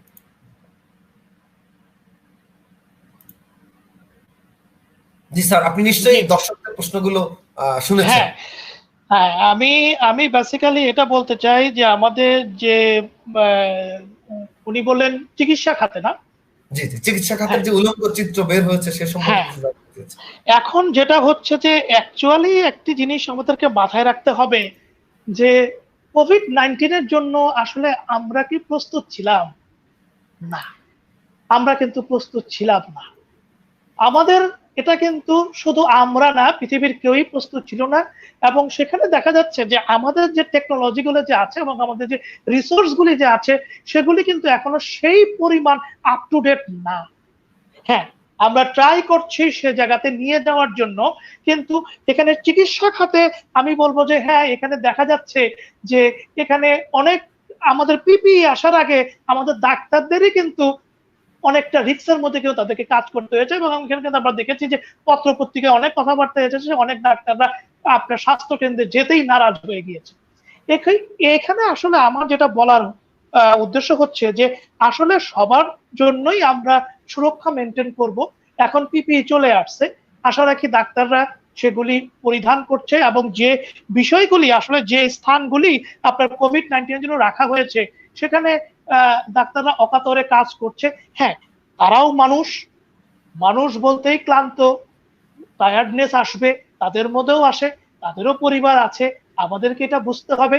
কিন্তু হ্যাঁ, যেহেতু তারা ডাক্তার এবং এখানে কিন্তু নার্সেরও কিন্তু বিষয়, আমাদের নার্সরাও কিন্তু অকাতরে কাজ করছে। এখানে একটা জিনিস আমাকে একটু বলতে চাই যে আমি রিসেন্টলি একটি টিভি আপনার নিউজে দেখলাম যে কোনো এক হাসপাতালে আপনার করোনা রোগী নিজেই তার অক্সিজেন সিলিন্ডার বয়ে নিয়ে যাচ্ছে। এটা মনে হয় ঠিক না, কারণ উনি যেহেতু অসুস্থ, উনি রোগী, ওনাকে একটা আইসোলেশনে রেখে সেই অক্সিজেনটুকু যদি আমরা যদি সঠিক পরিচর্যার মাধ্যমে যদি ওনার কাছে যদি পৌঁছিয়ে দিতে পারি, আমার মনে হয় এতে উনি দোয়া করবেন। এবং উনি যদি ভালো হয়ে বেরোয়, আমার মনে হয় উনি সারা জীবন আপনাকে মনে রাখবেন, যিনি ডাক্তার ওনাকে মনে রাখবেন। কারণ আমি 2016 সালের আমার একটি কথা আপনাদের সাথে একটু শেয়ার করতে চাই, যদিও এটি একটি আলোচনা অনুষ্ঠান, তবুও আমার একটু পার্সোনাল কিছু কথা একটু শেয়ার করতে চাই। যে 2016 সালে আমার একটি মেজর অপারেশন হয়েছিল প্যারোটিড গ্ল্যান্ড টিউমারে, যেটা ছিল আমার কানের জাস্ট বাঁ দিকে। এবং সেখানে কিন্তু যে ডাক্তার আমার ট্রিটমেন্টটি করেছিল, সেই ডাক্তারকে কিন্তু আমি আজও মনে রেখেছি, এবং সেই ডাক্তারকে কিন্তু আমি আজও কিন্তু তার জন্য কিন্তু দোয়া করি। অতএব যারা ডাক্তার আছেন তারা কিন্তু অবশ্যই যারা রোগী তাদের দিকে আপনারা যাবেন। এবং ওনারা যে কোশ্চেনটি করলো যে এরকম উলঙ্গ চিত্র যাতে আমাদের না দেখতে হয়, আমরা বলতে চাই যে ডাক্তারদেরকে আমরা পরিপূর্ণ চিত্র দেখব, যেখানে একটি করোনা রোগী ভালো হয়ে আসছে এবং ডাক্তাররা সেখানে হাসি মুখে তাকে বিদায় দিচ্ছে। এটাই আমরা দেখতে চাই। তবে স্যার, দর্শক যে প্রশ্নটা করেছে, আপনার আলোচনা নিশ্চয়ই অনেক প্রাসঙ্গিক এবং অনেক চমৎকার বিশ্লেষণ আপনি সেই প্রশ্নের দিয়েছেন। আপনি যদি দেখেন কিউবা, যে দেশটি আমাদের দেশের সমসাময়িক সময়ে স্বাধীনতা লাভ করেছে, কিন্তু কিউবা তার দেশের জনগণের জন্য যে পরিমাণ স্বাস্থ্য সুরক্ষা দিয়েছে, বাংলাদেশ কি কখনো চিন্তা করেছে তার জনগণকে নিয়ে এইভাবে? আমার কাছে মনে হয় যে বাংলাদেশ আসলে স্বাস্থ্য খাতটাকে উদাসীন করে রেখেছে সবসময়। বাজেটে খুব অল্প পরিমাণ বাজেট ঘোষণা রাখা হয় স্বাস্থ্য খাতের জন্য, যেটা মানে আমরা এখন বলবো যে স্বাস্থ্য খাতে হয়তো সরকারের নানান লোকজন বলছে, গবেষকরা বলছে নানান ভাবে যে সবকিছু ঠিক আছে, সবকিছু তৈরি আছে। আসলে তা না। আমরা যদি দেখি সেটা আসলে এক ধরনের মানে সেটা সত্য কথা না। আমরা কি কিউবা হতে পারতাম না? আমাদের কি অর্জন কম ছিল স্বাধীনতার পর থেকে? আমাদের নিশ্চয়ই কম অর্জন ছিল না, কিন্তু আমরা সে অর্জনকে আসলে ঠিকভাবে কাজে লাগাইনি। তো আমরা কথা বলতে বলতে আসলে অনুষ্ঠানের শেষ দিকে চলে এসেছি। আমার শেষ কিছু প্রশ্ন স্যারের কাছে রাখতে চাই। একটা প্রশ্ন অনেকক্ষণ যাবত আমার মনের মধ্যে আসলে ঘুরপাক খাচ্ছিল, আমি বলবো কিনা ভাবতেছিলাম, তা বলেই ফেলি। যেখানে সরকারি কর্মচারীদের বেতন ভাতা নিয়ে এই পর্যন্ত কোনো দুশ্চিন্তা মনে হয় নেই, কিন্তু বেসরকারি অধিকাংশ প্রতিষ্ঠান কর্মচারীদের বেতন দিচ্ছে না। এই অবস্থায় বেতন না পেয়ে, আমি আগেও বলেছিলাম, মধ্যবিত্ত শ্রেণীর মানুষের যে অবস্থা দাঁড়িয়েছে তা হলো পেটের নিচে বালিশ দিয়ে সান্ত্বনা দেয়া। এর সমাধান আসলে কিভাবে হবে বলে আপনি মনে করেন? করোনা কিন্তু আপনার কথায় যে কবে এটা শেষ হবে তা আমরা জানি না। মাত্র 2 মাস যা পার হয়নি, এখনো 1.5 মাস হয়েছে। এই 1.5 মাসেই যদি আমাদের এই অবস্থা হয়, বেসরকারি প্রতিষ্ঠানগুলো কিন্তু বছর বছর অনেক টাকা মুনাফা করেছে। নিশ্চয়ই যে পরিমাণ মুনাফা করেছে 2 মাসে তার খুব অল্প পরিমাণ টাকাও হয়তো খরচ হবে না কর্মচারীদের বেতন দিতে, কিন্তু তারা এখানে যে আচরণ করছে, মানে এটা আসলে কিভাবে সমাধান হবে? আপনার এই কথার প্রেক্ষিতে বলতে চাচ্ছি যে আসলে আমাদের অর্থনৈতিকভাবে আমরা একটি বড় হুমকির মুখে পড়ে যেতে চাচ্ছি। কারণ এখানে উন্নত দেশগুলির আপনার সংগঠন ওসিডি বলেছে যে আপনার অর্থনৈতিক প্রবৃদ্ধি 2009 সালের থেকে 2020 সালে কমবে $2.7 ট্রিলিয়ন। এবং সেক্ষেত্রে কিন্তু আপনার দেখা যাচ্ছে যে 2008 সালের পরে এটা কিন্তু আমাদের অর্থনীতির জন্য সব থেকে বড় একটি ধাক্কা। এবং বিশ্ব কারখানা যে চীনকে বলা হয়, সেই চীনও কিন্তু হুমকির মুখে। এখানে অক্সফোর্ড ইকোনমিক্স রিভিউতে একটি প্রেডিকশন করেছে যে প্রায় $10,000 কোটি বিশ্ব অর্থনীতিতে 1.3 আপনার পার্সেন্ট ক্ষতিগ্রস্ত হবে। এখন দেখেন এখানে কিন্তু চীন গত 3 মাসে তাদের 700 কোম্পানির উপরে একটি জরিপ চালিয়ে দেখেছে যে 40% তহবিল কিন্তু সেই 700 কোম্পানি বা 40% তহবিল কিন্তু আপনার শূন্য হয়ে যাবে। এবং এখানে আরো বলতে চাই যে এই যে আমাদের বিমান পরিবহন, সেখানে কিন্তু আমরা দেখছি যে আপনার এশিয়া প্যাসিফিকে তারা কিন্তু $930 কোটি কিন্তু একটি ক্ষতির সম্মুখীন। এবং বাংলাদেশের যেহেতু দুটি আপনার হলো গিয়ে অর্থনৈতিক চাকা ঘোরানোর জন্য রপ্তানি এবং রেমিটেন্স, এখানে কিন্তু আমাদের কিন্তু একটা ধাক্কা কিন্তু চলে আসছে। তাহলে এই যে আপনি একটি কথা বললেন যে পেটের নিচে বালিশ দিয়ে শোয়া, হ্যাঁ, it is very vital question. কারণ এখানে কথা হচ্ছে যে আমি কিছুদিন আগে একটি ছবি দেখেছিলাম যে খাদ্য নাই, মা হলো গিয়ে পাথর দিয়ে আপনার ভাত রান্না করার আপনার ড্যাগ বসিয়ে রেখেছেন, যেখানে তার সন্তানকে বোঝানো হচ্ছে যে ভাত হচ্ছে বাবা। সো আলটিমেটলি এই যে কষ্টের ছবিগুলি আসলে আমরা দেখতে চাই না। এখানে কিন্তু এখন উচিত যে আমাদের বড় বড় যে প্রতিষ্ঠানগুলি গিয়ে আছে তারা কিন্তু এগিয়ে আসা। এখন এই যে আপনি বলছেন যে অনেক প্রাইভেট প্রতিষ্ঠান কিন্তু স্যালারি দিচ্ছে না বা স্যালারি বন্ধ করে দিয়েছে, এগুলি কিন্তু আসলে ঠিক না। দেখা গিয়েছে অনেক আপনার প্রতিষ্ঠান 30%, 50% স্যালারি দিচ্ছে। ওয়াই? আমি এটা মনে করি না তারা কেন দিচ্ছে। তাদের উচিত 100% স্যালারি এই সময় দেওয়া, অন্য সময় সেটাকে কমিয়ে দেওয়া। কারণ এখন মানুষের অর্থের খুব প্রয়োজন। আপনি যদি ভালো করে যদি লক্ষ্য করেন, যারা ঢাকা শহরে যারা থাকে, আপনার প্রত্যেকটি সবজি থেকে শুরু করে প্রত্যেকটি জায়গায় কিন্তু গ্রামে গ্রামে যেখানে আপনার করল্লার কেজি হচ্ছে 5 থেকে 8 টাকা, সেখানে কিন্তু আমরা এখানে 50 থেকে 60 টাকা দেখিনি।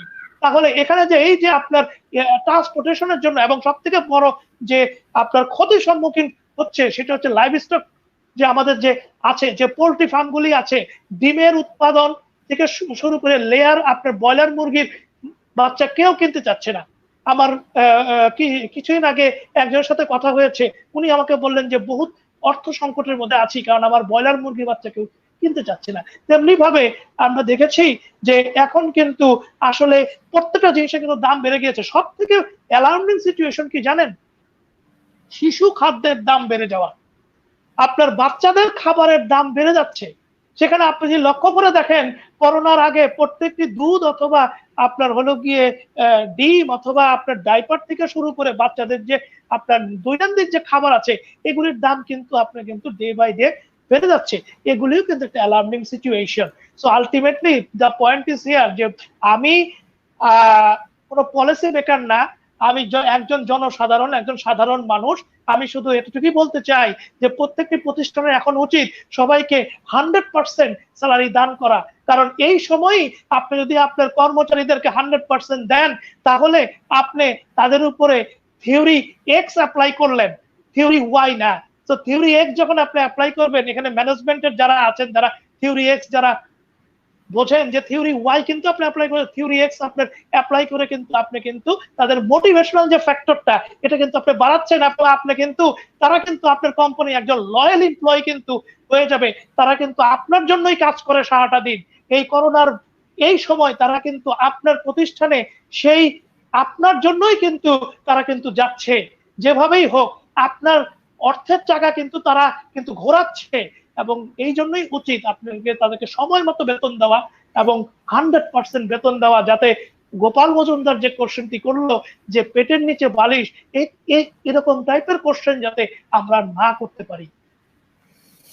জি স্যার, আপনাকে অনেক ধন্যবাদ। আমরা ক্রমেই শেষের দিকে আসতেছি। তো আমরা শেষ প্রশ্নটা যদি আপনাকে করি, করোনা আমি বলেছিলাম নিশ্চয়ই পৃথিবী থেকে এবং বাংলাদেশ থেকেও একদিন বিদায় নিবে বা বিদায় হবে। তো সামগ্রিকভাবে করোনা পরবর্তীতে যেসব সমস্যা তৈরি হবে তার সমাধান কিভাবে হবে বলে আপনি মনে করেন, যদি সংক্ষেপে খুব অল্প সময়ে আপনি আমার দর্শকদের উদ্দেশ্যে বলেন। হ্যাঁ, এখন আপনি যেটা বলতে যাচ্ছেন যেটা সমাধান, তাহলে আমরা এখানে বলতে চাই যে পোস্ট করোনা বা করোনার পরবর্তীতে আসলে কি হচ্ছে। এখন যে জিনিসটি হচ্ছে যে অর্থনৈতিক খাত তো আপনার একটি ধাক্কা খাচ্ছে। তাহলে এখানে এখন আমাদের খুঁজে বের করতে হবে what is the plan B. কারণ প্ল্যান এ যখন আমরা যেতে পারছি না, তখন আমাদের প্ল্যান বির কথা চিন্তা করতে হবে। এবং প্ল্যান বি তে দেখা যাচ্ছে যে এখন কিন্তু তেলের মূল্য কিন্তু কমে আসছে। সো এক্ষেত্রে কিন্তু আমরা কিন্তু তেলকে কিন্তু রিজার্ভ করতে পারি, কারণ করোনা যখন চলে যাবে তখন কিন্তু এটা কিন্তু অনেক বেড়ে যাবে। এটা আমার prediction. In the mean time আমরা করোনা পরবর্তীতে যে কাজগুলি আমরা করতে পারি, যে সেখানে কিন্তু আমাদের জবলেসের সংখ্যা কিন্তু অনেক বেড়ে যাচ্ছে। এবং এই যেহেতু জবলেসের সংখ্যা অনেক বেড়ে যাবে, সেহেতু আমাদেরকে যে কাজটি করতে হবে যে আমাদেরকে কিন্তু এখানে অল্টারনেটিভ একটা ওয়েতে কিন্তু আমাদেরকে উদ্যোগ গ্রহণ করতে হবে। অর্থাৎ আমার কাজ নাই, ঠিক আছে, আমি বসলাম না, আমি বসে থাকলাম না। আমি যদি কোনো হাতের কাজ পারি, হাতের কাজটি করি। আমার যদি 1 খণ্ড জমি থাকে, আমি সেখানে সবজি চাষ করি। আমি এখানে কি করি, আমি এখানে হলো গিয়ে আপনার হলো গিয়ে লাইভ স্টক করি, ঠিক আছে। রিসেন্টলি আমার একজনের সাথে কথা হয়েছে, হ্যাঁ, উনি একজন প্রতিষ্ঠান ফাউন্ডার মেম্বার, মেধা প্রতিষ্ঠানের ফাউন্ডার মেম্বার এমদাদ ভাই। তো ওনার সাথে আমার কথা হওয়ার পরে উনি কিন্তু এই বিষয়গুলো নিয়ে কিন্তু ওনার সাথে আমার আলোচনা হয়, এবং সেখানে কিন্তু উনি কিন্তু বলেছেন যে এগ্রিকালচার, যে আমরা গৃহে গৃহে যদি বাগান করতে পারি, যেখানে আমাদের সবজি টমেটোর থেকে শুরু করে সমস্ত কিছু উৎপাদন হবে, তাহলে আমাদের খাদ্য অভাব কিন্তু কমে আসতেছে। আর যেটা হচ্ছে যে আমি এটা এটা বলতে চাই যে যারা আমরা দিনমজুর শ্রমিক ভাইয়েরা যারা আছেন, তারা, তাদের জন্য অবশ্যই আমাদেরকে একটু অন্যভাবে চিন্তা করতে হবে। কারণ কলকারখানা যখন খুলে যাবে তখন তারা কাজে অবশ্যই নিয়োজিত হবে, কিন্তু তারপরেও এই সময়টাতে আমরা যদি তাদেরকে সাপোর্ট দিয়ে যেতে পারি, তাহলে আমার মনে হয় উনি আমার একজন স্কিল ওয়ার্কার হিসাবে উনি কাজ করতে পারবে, এবং স্কিলের যেখানে ডেভেলপ হবে সেখানে কিন্তু আমার লার্নিং কার্ভ ইফেক্ট কিন্তু এখানে চলে আসবে, এবং সেখান থেকে কিন্তু আমার কোম্পানি কিন্তু বেনিফিটেড হবে। ফর দ্যাট রিজন আমি মনে করি যে করোনা পরবর্তী সময়ের জন্য আমাদের সবার যেটা দরকার যে আমরা সচেতন হই, এবং আমাদের সবার উচিত যে আমরা এমন কিছু চিন্তা করি যে চাকরির উপরে আমাদেরকে নির্ভর করতে হবে তা না, এছাড়াও আমরা নিজেরা উদ্যোগ গ্রহণ করি, এবং উদ্যোক্তা যদি আমাদের এখানে যদি বেড়ে যায়, তাহলে আমি মনে করি যে যেখানে উদ্যোক্তা বেশি হবে সেখানে কিন্তু আপনার ডেভেলপমেন্টের চাকা কিন্তু অবশ্যই কিন্তু ঘুরবে। এবং আপনি যাই করেন না কেন, আপনি নিজের উদ্যোগে কাজ করেন, এখানে সরকার আপনাকে সহায়তা করবে আশা রাখি। এখানে প্রণোদনা প্যাকেজের কথা যে আসছে, হয়তোবা এখানে সরকার দিবে, অবশ্যই দিবে, কারণ সরকার যেহেতু বলেছে সরকার প্রণোদনা প্যাকেজ দিবেন। এবং সেক্ষেত্রে প্রাইভেট অর্গানাইজেশন যেগুলি আছে আপনারা যদি অ্যাপ্লাই করেন, আমি মনে করি যে প্রাইভেট অর্গানাইজেশনকেও সরকার প্রণোদনা প্যাকেজের আওতায় নিয়ে আসবেন। সো আমি মনে করি যে আমাদের বাংলাদেশের সরকার অত্যন্ত সুন্দরভাবে এই করোনাকে প্রতিহত করার চেষ্টা করছে, এবং আমাদের মাননীয় প্রধানমন্ত্রীর সাথে আমরা তার সাথে একত্রে এই করোনাকে যদি আমরা প্রতিহত করতে পারি, আশা রাখি সুদিন একদিন আসবেই, এবং আমরা সবার সাথে সবাই কোলাকুলি করব। ঈদের মতো, ঈদের দিনের ঈদের নামাজের পর যে কোলাকুলি করি, সবাই কোলাকুলি করব, বন্ধু বন্ধুর বাসায় যাব, আমরা আত্মীয় স্বজনের বাসায় যাব, সবাই সবার সাথে মিলিত হব, এবং সেদিন আমাদের একটি সুখের দিন আসবে। সো আশা রাখি সেই দিনের অপেক্ষায় আমি থাকলাম, যে সেদিন আসবে যেদিন আমি হয়তোবা গোপাল মজুমদারের স্টুডিওতে চলে যাব, এবং সেখানে তার সামনাসামনি বসে আমি হলো গিয়ে লাইভ কোনো ইন্টারভিউ শোতে আবার আসতে পারবো। অনেক ধন্যবাদ স্যার, আপনার এই জ্ঞান গর্ভ এবং চমৎকার দিক নির্দেশনামূলক আলোচনা করার জন্য। আপনি আমার অনুরোধ রেখেছেন, এই ব্যস্ততার মধ্যেও আমাকে সময় দিয়েছেন অন্ততপক্ষে, এই জন্য আপনার প্রতি কৃতজ্ঞতা এবং ধন্যবাদ। আশা করি দর্শক আপনারা আমাদের সাথে থেকে এতক্ষণ পর্যন্ত নিশ্চয়ই আমাদের এই মুক্ত আলাপন উপভোগ করেছেন। alapon.com.bd এই আয়োজন নিশ্চয়ই প্রতিনিয়ত হবে। আমরা প্রতিনিয়ত এক এক দিন এক এক বিষয় নিয়ে এক এক গুণীজনকে আমরা আমাদের স্টুডিওতে নিয়ে আসছি। আপনারা ঘরে থেকে অনুষ্ঠান করতে পারছেন। স্যার, আমরা এখন অনুষ্ঠান শেষ করব। শেষ করার আগে আমি দর্শকদের কাছে একটু ক্ষমা চেয়ে নিচ্ছি, কারণ কিছু যান্ত্রিক ত্রুটি অনুষ্ঠানের চলাকালীন সময় হয়েছে। এই যান্ত্রিক ত্রুটির জন্য অনেকে হয়তো অনেক ভাবে মনে করেছে, কিন্তু এই যান্ত্রিক ত্রুটির জন্য আমি ক্ষমা চেয়ে নিচ্ছি। আমি চেষ্টা করবো যান্ত্রিক ত্রুটিগুলো যেন পরবর্তী এপিসোড থেকে আর না হয়, একটু সতর্ক থাকবো এই বিষয়ে। জি, আর এই পর্যায়ে আমি বলতে চাই, প্রিয় দর্শক, আমরা আলোচনার দীর্ঘ করছি না, এবং এর মধ্যে আজকের এই জ্ঞান গর্ভ আলোচনা শেষ করছি। আমাদের সাথে যিনি ছিলেন এক লেখক এবং গবেষক জনাব শাহরিয়ার পারভেজ, অত্যন্ত মানবিক একজন মানুষ, অত্যন্ত সুন্দর মনের একজন মানুষ। এতক্ষণ তার দীর্ঘ এক ঘন্টার আলোচনার মধ্য দিয়ে এটাই প্রতীয়মান হয়েছে, আমরা বুঝতে পেরেছি যে আসলে এই বর্তমান সময় আমাদের কি করণীয়। এরকম জ্ঞানী এবং গুণী মানুষদের দিক নির্দেশনা নিশ্চয়ই আমরা অনুসরণ করব। আমরা এই পরিস্থিতি সমাধানে এগিয়ে যাব। হয়তো কিছু সময় কষ্টের ভিতর দিয়ে আমাদেরকে থাকতে হবে, কষ্টের ভিতর দিয়ে পার করতে হবে, তবে আমরা বিশ্বাস করতে চাই রাত যত গভীর হবে প্রভাত ততই নিকটে। রাতের কালো আধার শেষে মেঘমুক্ত প্রদীপ্ত হাসি আমরা দেখবই। সে পর্যন্ত আপনারা ভালো থাকুন এবং নিরাপদ থাকুন। স্যার মনে হয় কিছু বলতে চাচ্ছেন। আমি আসলে আপনার কথা শুনতে পাচ্ছি না, আপনারা কি আমার কথা শুনতে পাচ্ছেন কিনা? জি, আমি আপনার কথা শুনতে পাচ্ছি। তো আমি আপনি আপনি মনে হয় অনুষ্ঠান শেষ করতে চাচ্ছেন, তো আমি জি, জি, আমি শেষ করতে চাচ্ছি। আপনি সকলকে দর্শকদের কাছ থেকে ধন্যবাদ বিদায় নিতে। জানাতে চাই। গোপাল এত সুন্দর একটি অনুষ্ঠান আয়োজন করেছে এবং আমার মতো আপনার অতি কথা স্যার, সাধারণ লোককে আপনার কথাটা শোনা যাচ্ছে। ইনভাইট করেছে আপনার এবং কথাটা শোনা যাচ্ছে না। আপনার আমি পাশে কি কোনো আমি ডিভাইস, আহ, আপনার কথার পাশে কোনো ডিভাইস চলছে? একটু যদি তার সাউন্ডটা অফ করে কথা বলেন। আপনার কথা রিপিট হচ্ছে। গোপাল মজুমদারের সাথে অ্যাড হতে পেরে অত্যন্ত আপনার নিজেকে ধন্য মনে করছি। আশা রাখি আলাপ.com.bd জন্য আমার অত্যন্ত শুভকামনা থাকবে এবং ভবিষ্যতে এটি বস্তুনিষ্ঠ সংবাদ আমাদেরকে দিবে এবং আমাদের এই করোনা পরিস্থিতিতে অবশ্যই তারা বস্তুনিষ্ঠ সংবাদের মাধ্যমে আমাদেরকে সচেতন করবে এবং তাদের কার্যক্রম চালিয়ে যাবে এবং তাদের জন্য আমার অনেক অনেক শুভকামনা। এবং আমার সাথে আজকে লাইভে যারা যারা যুক্ত হয়েছেন, আমার কলিগ বলেন, আমার স্টুডেন্ট বলেন, আমার ফেলো বলেন, আমার আত্মীয় স্বজন বলেন, যারাই যুক্ত হয়েছেন এবং যাদেরকে আমি চিনি না, যাদেরকে আমি চিনি, সবাইকে অত্যন্ত ধন্যবাদ।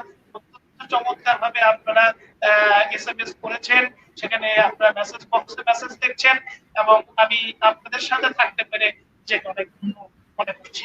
অনেক জি স্যার, আপনাকে অনেক ধন্যবাদ। তো আমরা যে কথা বলতে চাচ্ছিলাম, নিজে নিরাপদ থাকুন, অন্যকে নিরাপদ রাখুন, ঘরে থাকুন, ঘরে থাকুন এবং ঘরে থাকুন। এ সময় শপিং মলে গিয়ে শপিং করা থেকে বিরত থাকুন। এবারের ঈদ যেন আপনার জীবনের শেষ ঈদ না হয়। নিশ্চয়ই আমরা স্বাস্থ্যবিধি মেনে চলবো, ঘরে থাকবো এবং বারবার সাবান দিয়ে হাত ধোবো অথবা জীবাণুনাশক দিয়ে হাত পরিষ্কার করব। নাকে মুখে অযথাই হাত দিব না, হাত হাত ধোয়া ব্যতীত হাত নাকে মুখে দেব না। বাইরে থেকে আসলে নিশ্চয়ই আমাদের পরনে যে বস্ত্র থাকবে সেগুলো ডিটারজেন্ট দিয়ে ধুবো এবং পরিচ্ছন্ন থাকবো। পরিচ্ছন্নতার বিকল্প এই মুহূর্তে আসলে কিছুই নেই। তো সকলকে ধন্যবাদ জানিয়ে আজকের মুক্ত আলাপন.com.bd এই প্রতিদিনের এই লাইভ শো মুক্ত আলাপন আমরা এখানেই শেষ করছি। আপনারা ভালো থাকুন, সুস্থ থাকুন। ধন্যবাদ জনাব শাহরিয়ার পারভেজ স্যারকে। জি স্যার।